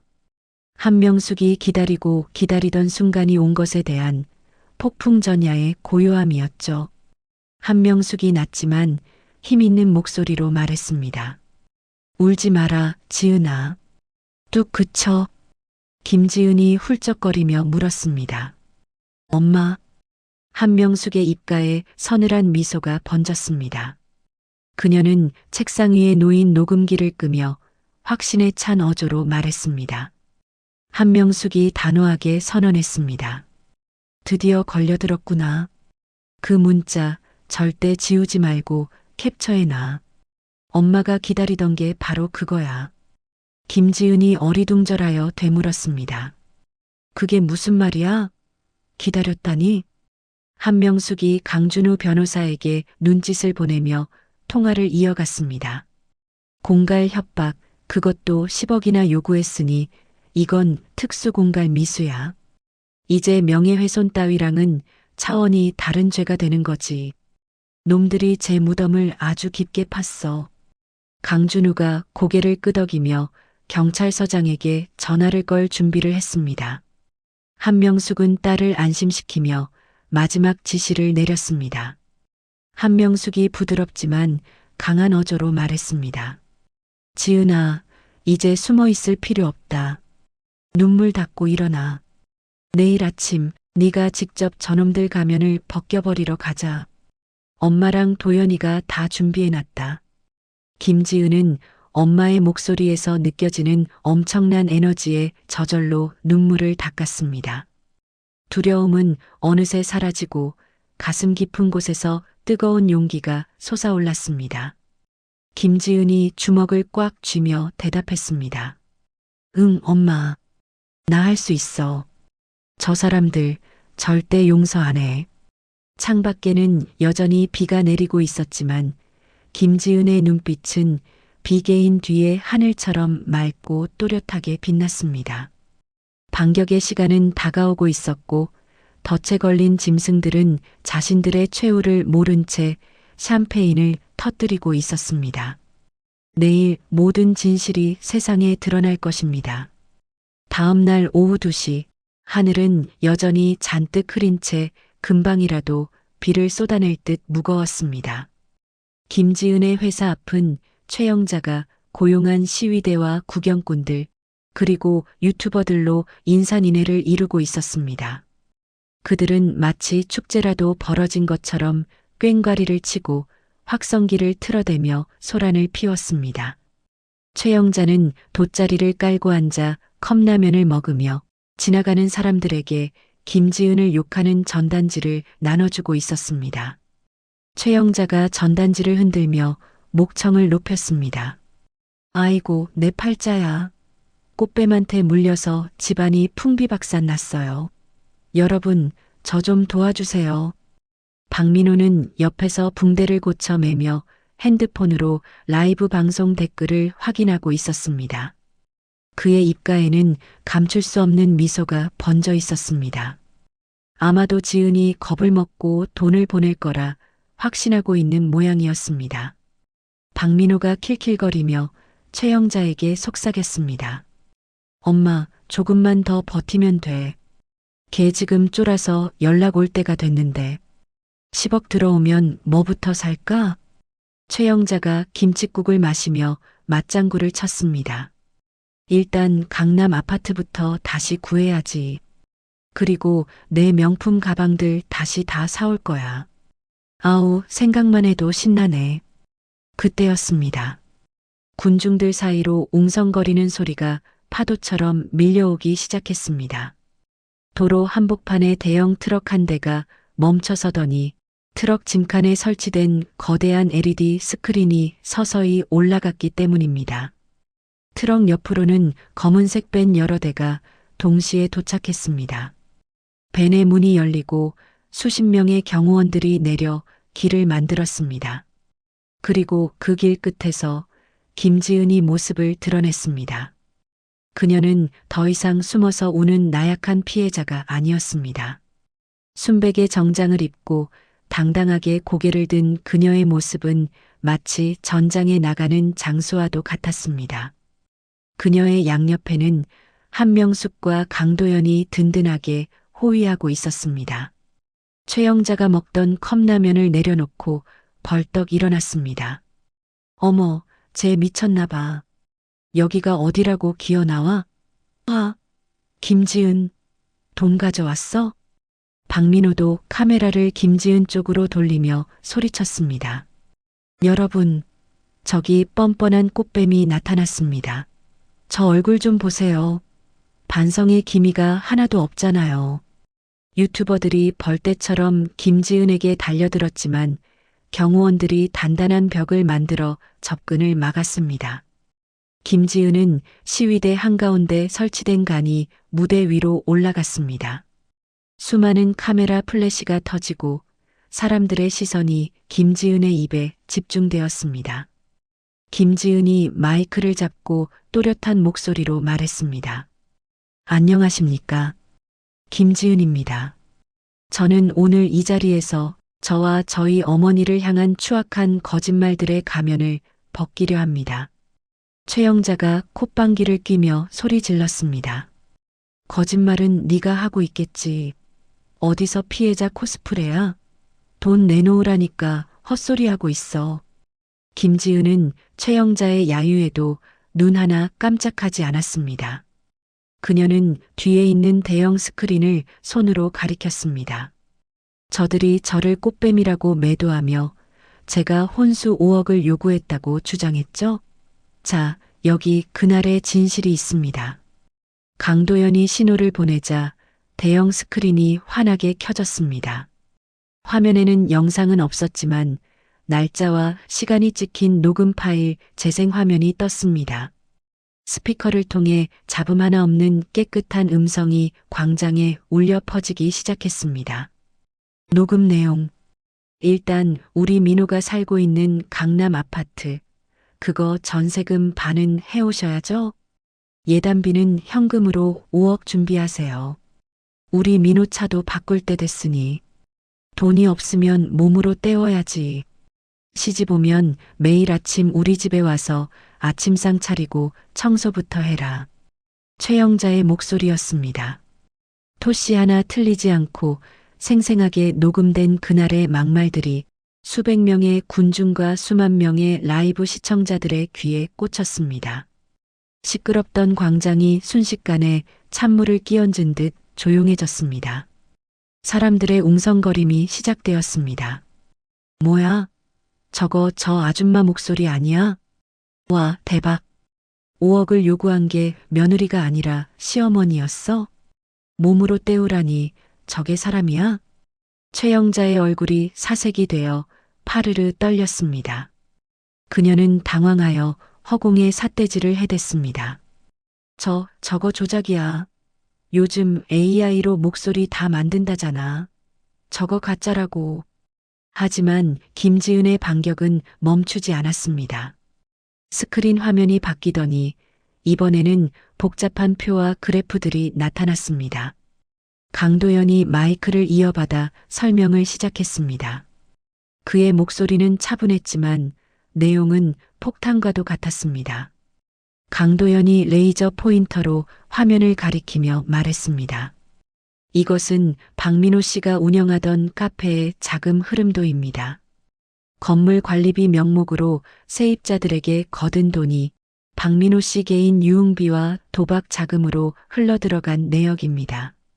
화면에는 박민호가 강남 클럽에서 수천만 원을 결제한 영수증과 불법 도박 사이트 입금 내역이 적나라하게 공개되었습니다.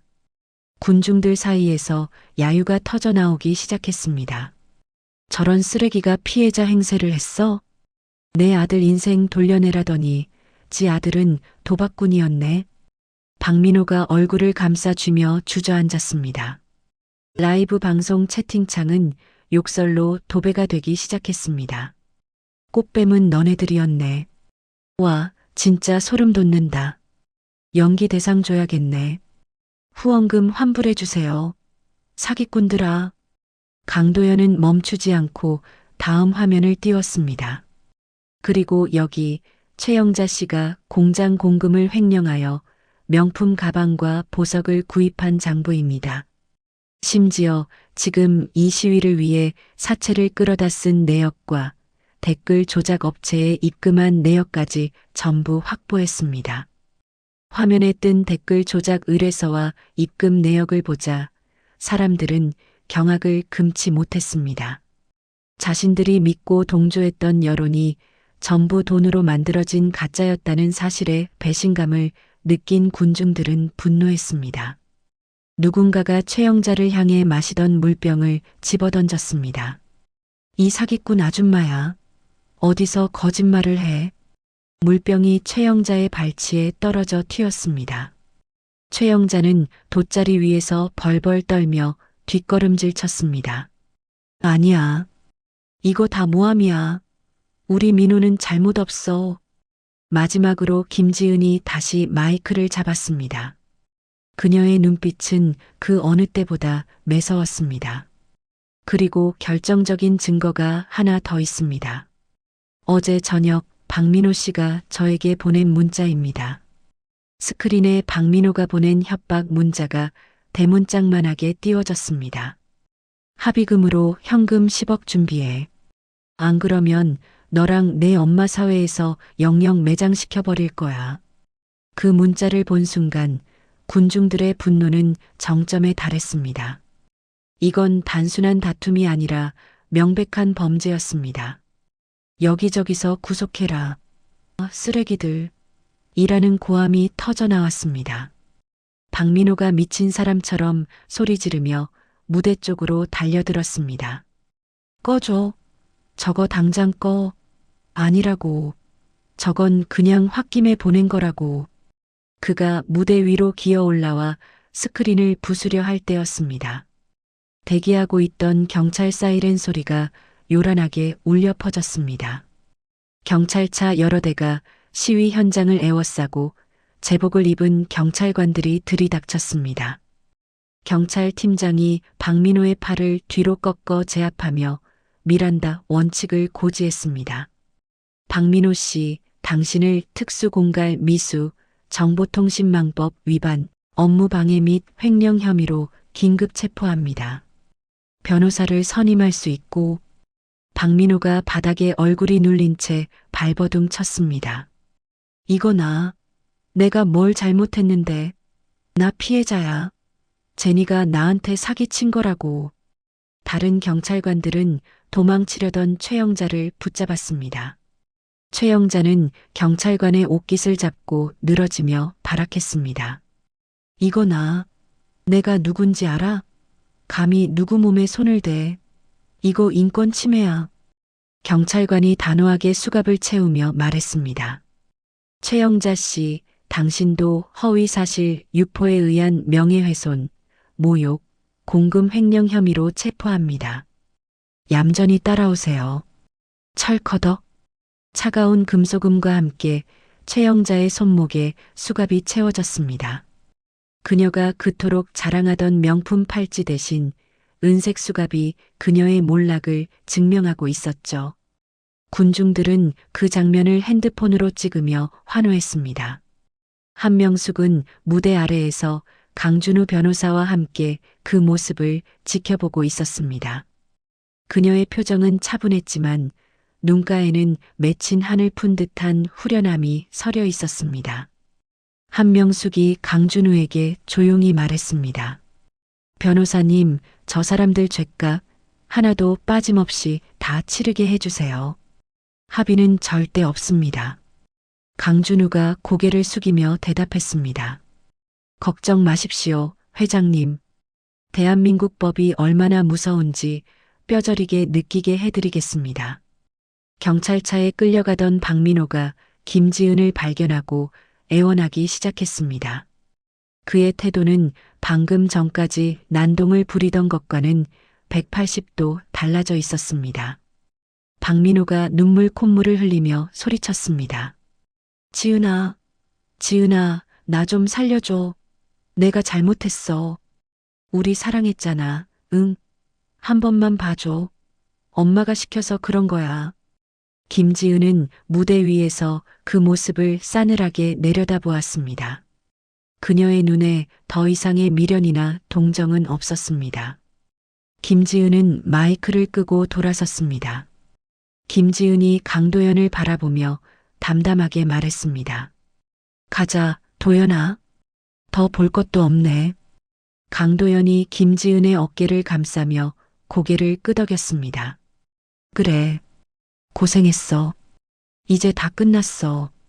경찰차가 요란한 사이렌 소리를 내며 최영자와 박민호를 태우고 사라졌습니다. 시위꾼들과 유튜버들도 썰물처럼 빠져나갔습니다.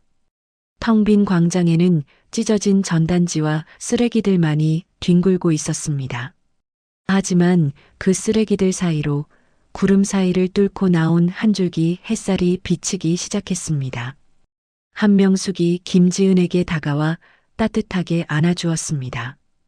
우리 딸 정말 장하다. 무서웠을 텐데 잘했어. 김지은이 엄마의 품에 얼굴을 묻으며 참았던 숨을 토해냈습니다. 엄마, 나 진짜 떨려 죽는 줄 알았어.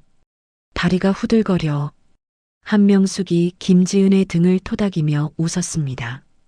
이제 두 다리 뻗고 자도 돼. 악몽은 끝났다. 강도연이 두 모녀를 바라보며 흐뭇한 미소를 지었습니다. 진실은 결국 승리했고 거짓은 스스로 판 무덤 속에 갇혀버렸습니다. 세 사람은 서로를 마주보며 환하게 웃었습니다. 그 웃음은 그동안의 시련을 씻어내는 가장 아름답고 눈부신 승리의 미소였습니다. 계절은 어느덧 뜨거웠던 여름을 지나 선선한 바람이 부는 가을로 접어들었습니다. 서울의 거리에는 노랗게 물든 은행잎들이 바람에 흩날리고 있었습니다. 도심 한복판에 위치한 대형 전광판에서는 저녁 뉴스가 흘러나오고 있었습니다. 지나가던 사람들이 발걸음을 멈추고 뉴스 화면을 올려다보며 혀를 찼습니다. 아나운서의 차분한 목소리가 거리를 울렸습니다. 다음 뉴스입니다. 예비 며느리에게 거액의 혼수를 요구하고 허위 사실을 유포해 논란이 되었던 강남 카페 모자 사건의 판결이 오늘 나왔습니다. 화면에는 죄수복을 입고 고개를 푹 숙인 채 법원을 나오는 최영자와 박민호의 모습이 모자이크 처리되어 나왔습니다. 하지만 그들의 축 처진 어깨와 초라한 행색은 누가 봐도 그들이었죠. 아나운서가 판결 내용을 전했습니다. 법원은 피고인 최 씨와 박 씨에게 특수공갈 미수 및 명예훼손, 횡령 등의 혐의를 모두 인정하여 각각 징역 2년 6개월과 1년 6개월의 실형을 선고했습니다. 또한 피해자에게 청구된 손해배상금을 갚기 위해 이들의 남은 재산은 모두 강제 경매에 붙여졌습니다. 뉴스를 지켜보던 시민들 사이에서 웅성거림이 터져 나왔습니다. 아이고, 결국 감옥 갔네. 꼴 좋다. 그러게 남의 눈에 눈물 내면 제 눈에는 피눈물 난다더니 옛말 틀린 거 하나 없다니까. 그 시각 한명숙은 자신의 집무실에서 TV 뉴스를 끄고 창밖을 바라보고 있었습니다. 그녀의 책상 위에는 법원으로부터 받은 판결문과 배상금 입금 내역서가 놓여 있었습니다. 한명숙은 씁쓸하면서도 후련한 표정으로 찻잔을 들었습니다. 똑똑. 노크 소리와 함께 강준우 변호사가 들어왔습니다. 그의 손에는 두툼한 기부 증서가 들려 있었습니다. 강준우가 서류를 내밀며 정중하게 말했습니다. 회장님, 지시하신 대로 배상금 전액과 회장님 사재를 합친 10억 원 미혼모 자립지원재단에 기부 처리 완료했습니다. 여기 기부 증서입니다. 한명숙이 빙그레 웃으며 고개를 끄덕였습니다. 수고했어요, 변호사님. 더러운 돈은 좋은 곳에 써서 씻어내야죠. 그 돈이 힘든 엄마들에게 작은 희망이라도 되었으면 좋겠네요. 강준우가 존경심을 담아 말했습니다. 회장님의 뜻 분명 잘 전달될 겁니다. 언론에서도 노블레스 오블리주의 모범 사례라며 인터뷰 요청이 쇄도하고 있습니다. 한명숙이 손사래를 치며 웃었습니다. 어휴, 인터뷰는 무슨. 나는 이제 조용히 내 인생 즐기러 갈 겁니다. 남은 일 처리는 변호사님이 알아서 잘 부탁해요. 한편 김지은의 회사 분위기도 몰라보게 달라져 있었습니다. 김지은은 이제 최연소 홍보이사라는 명패가 놓인 개인 집무실에서 업무를 보고 있었습니다. 그녀의 표정은 예전에 주눅든 모습은 찾아볼 수 없을 만큼 여유롭고 당당했습니다. 팀원들이 회의실로 들어오며 활기차게 인사했습니다. 이사님, 이번 신규 프로젝트 기획안 가져왔습니다. 검토 부탁드립니다. 김지은이 서류를 받아들고 꼼꼼하게 살피며 날카로운 피드백을 주었습니다. 여기 타겟 분석이 좀 약한데요? 2030세대의 니즈를 좀 더 구체적으로 파고들어 보세요. 겉보기에만 화려한 거 말고 진짜 실속 있는 콘텐츠로요. 우리가 겪어봐서 알잖아요. 진정성이 제일 중요하다는 거. 팀원들이 고개를 끄덕이며 감탄했습니다. 역시 이사님, 바로 수정해서 다시 보고 드리겠습니다. 업무를 마친 김지은이 퇴근 준비를 하며 가방을 챙길 때였습니다. 핸드폰이 경쾌하게 울렸습니다. 발신자는 내 편이라고 저장된 강도연이었습니다. 김지은이 전화를 받으며 환하게 웃었습니다. 도연아. 나 지금 막 퇴근하려던 참이야. 강도연의 다정한 목소리가 들려왔습니다. 고생했어, 이사님. 오늘 날씨가 너무 좋아서 데리러 왔어. 로비 앞이야. 내려와. 김지은이 설레는 마음으로 로비로 내려갔습니다.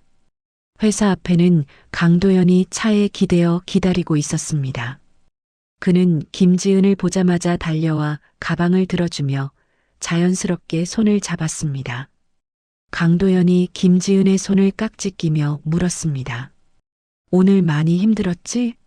저녁은 맛있는 거 먹자. 뭐 먹고 싶어? 김지은이 강도연의 어깨에 머리를 기대며 대답했습니다. 글쎄, 너랑 먹으면 뭐든 다 맛있지. 아, 맞다. 오늘 엄마가 여행 떠나신다고 했어. 배웅하러 가야 해. 강도연이 고개를 끄덕이며 차 문을 열어주었습니다. 그래, 어머님 드디어 출발하시는구나. 얼른 가보자. 두 사람이 도착한 곳은 한강공원 주차장이었습니다. 그곳에는 눈이 부시게 빛나는 최신형 제네시스 세단 한 대가 세워져 있었습니다.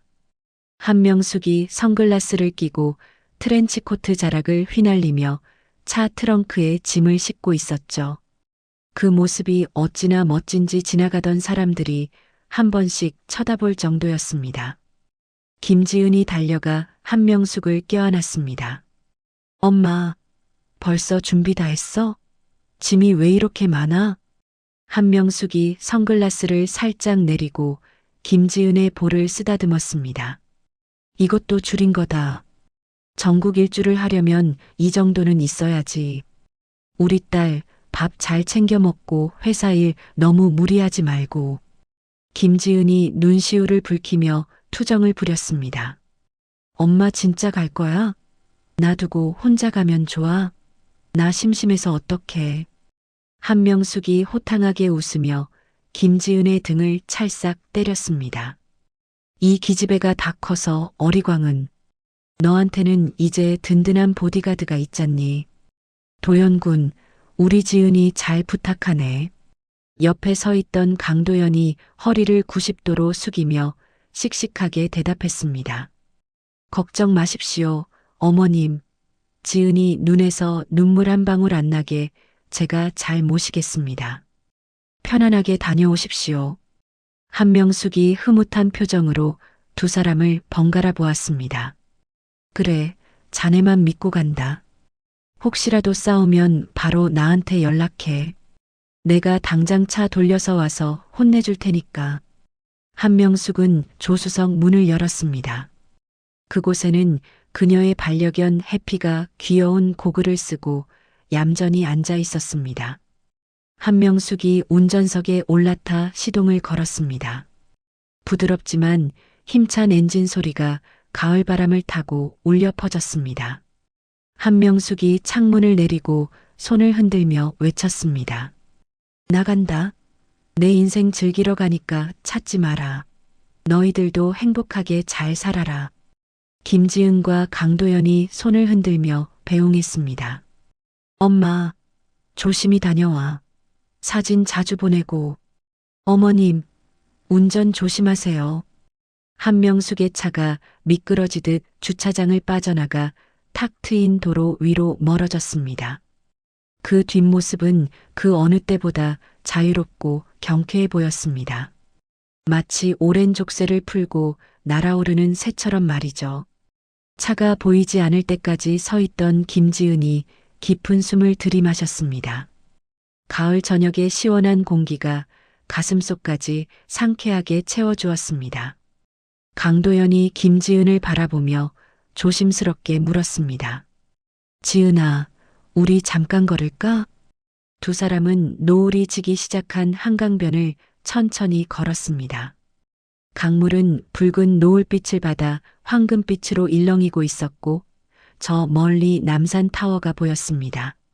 몇 달 전 이곳 벤치에서 울고 있던 김지은에게 강도연이 캔커피를 건넸던 바로 그 장소였습니다.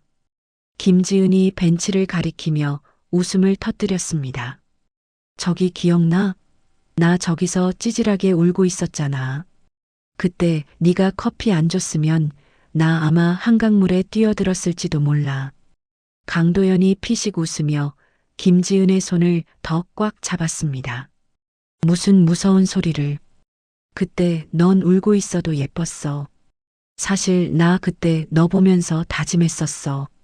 김지은이 고개를 갸웃하며 물었습니다. 다짐? 무슨 다짐? 강도연이 걸음을 멈추고 김지은을 마주보며 섰습니다. 그의 표정이 사뭇 진지해졌습니다. 강도연은 주머니에서 작은 상자 하나를 꺼냈습니다. 화려하진 않지만 은은하게 빛나는 심플한 반지가 들어 있었습니다. 강도연이 떨리는 목소리로 말했습니다. 다시는 너 혼자 울게 하지 않겠다고. 네가 힘들 때 가장 먼저 찾는 사람이 내가 되겠다고 다짐했어. 지은아, 나랑 평생 같이 걸어줄래? 김지은은 예상치 못한 프로포즈에 눈이 휘둥그레졌습니다. 심장이 터질 듯이 두근거렸습니다. 그녀는 반지를 바라보다가 강도연의 진심 어린 눈동자를 바라보았습니다. 그 눈 속에는 오직 그녀만을 향한 사랑과 확신이 가득했습니다. 김지은이 눈물을 글썽이며 활짝 웃었습니다. 당연하지.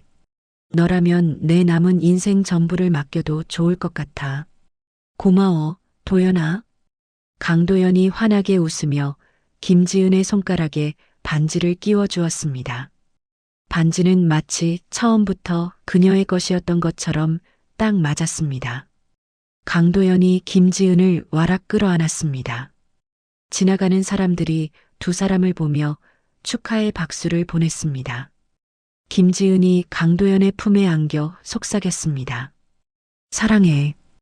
우리 엄마만큼, 아니 엄마보다 더 행복하게 살자. 강도연이 김지은의 이마에 입을 맞추며 대답했습니다. 약속할게. 내가 너의 든든한 배경이 되어줄게. 화면은 멀어지며 두 사람의 행복한 모습을 비추다가 시원하게 뚫린 해안도로를 달리는 한명숙의 모습으로 전환되었습니다. 한명숙은 창문을 활짝 열고 바닷바람을 맞으며 라디오에서 나오는 노래를 흥얼거리고 있었습니다. 그녀의 얼굴에는 그 어떤 근심도 걱정도 없는 평온함만이 가득했습니다.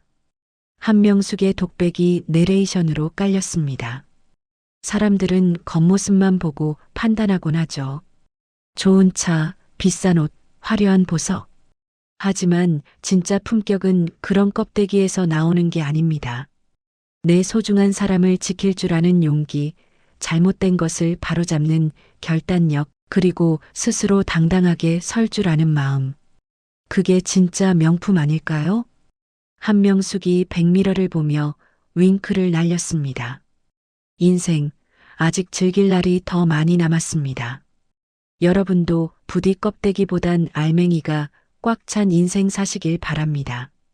노을 지는 바다를 배경으로 질주하는 한명숙의 차 위로 끝이라는 자막이 떠오르며 화면이 서서히 어두워졌습니다. 하지만 그 어둠은 끝이 아니라 그들의 빛나는 미래를 위한 새로운 시작을 알리는 듯 포근하고 따뜻했습니다. 오늘의 이야기 어떠셨나요? 겉모습만 보고 사람을 판단하던 이들이 결국 자신의 욕심에 걸려 넘어지는 모습을 보며 속이 시원해지셨기를 바랍니다. 진정한 가치는 화려한 포장이 아니라 그 사람의 마음과 행동에 있다는 것을 다시 한번 깨닫게 되는 시간이었습니다. 우리의 주인공 지은 씨와 현명한 어머니 명숙 씨처럼 여러분의 삶에도 언제나 당당함과 지혜가 함께하기를 응원합니다. 혹시 지금 힘든 시기를 겪고 계신 분이 있다면 이 이야기 속 주인공들처럼 반드시 좋은 날이 올 거라고 믿으셨으면 좋겠습니다. 추운 겨울이 지나면 반드시 따뜻한 봄이 오듯 여러분의 인생에도 곧 꽃피는 봄날이 찾아올 테니까요. 이야기를 끝까지 들어주신 분이 계시다면 잘 들었다고 댓글 하나만 남겨주세요. 지금까지 똑순이 사랑방이었습니다. 감사합니다.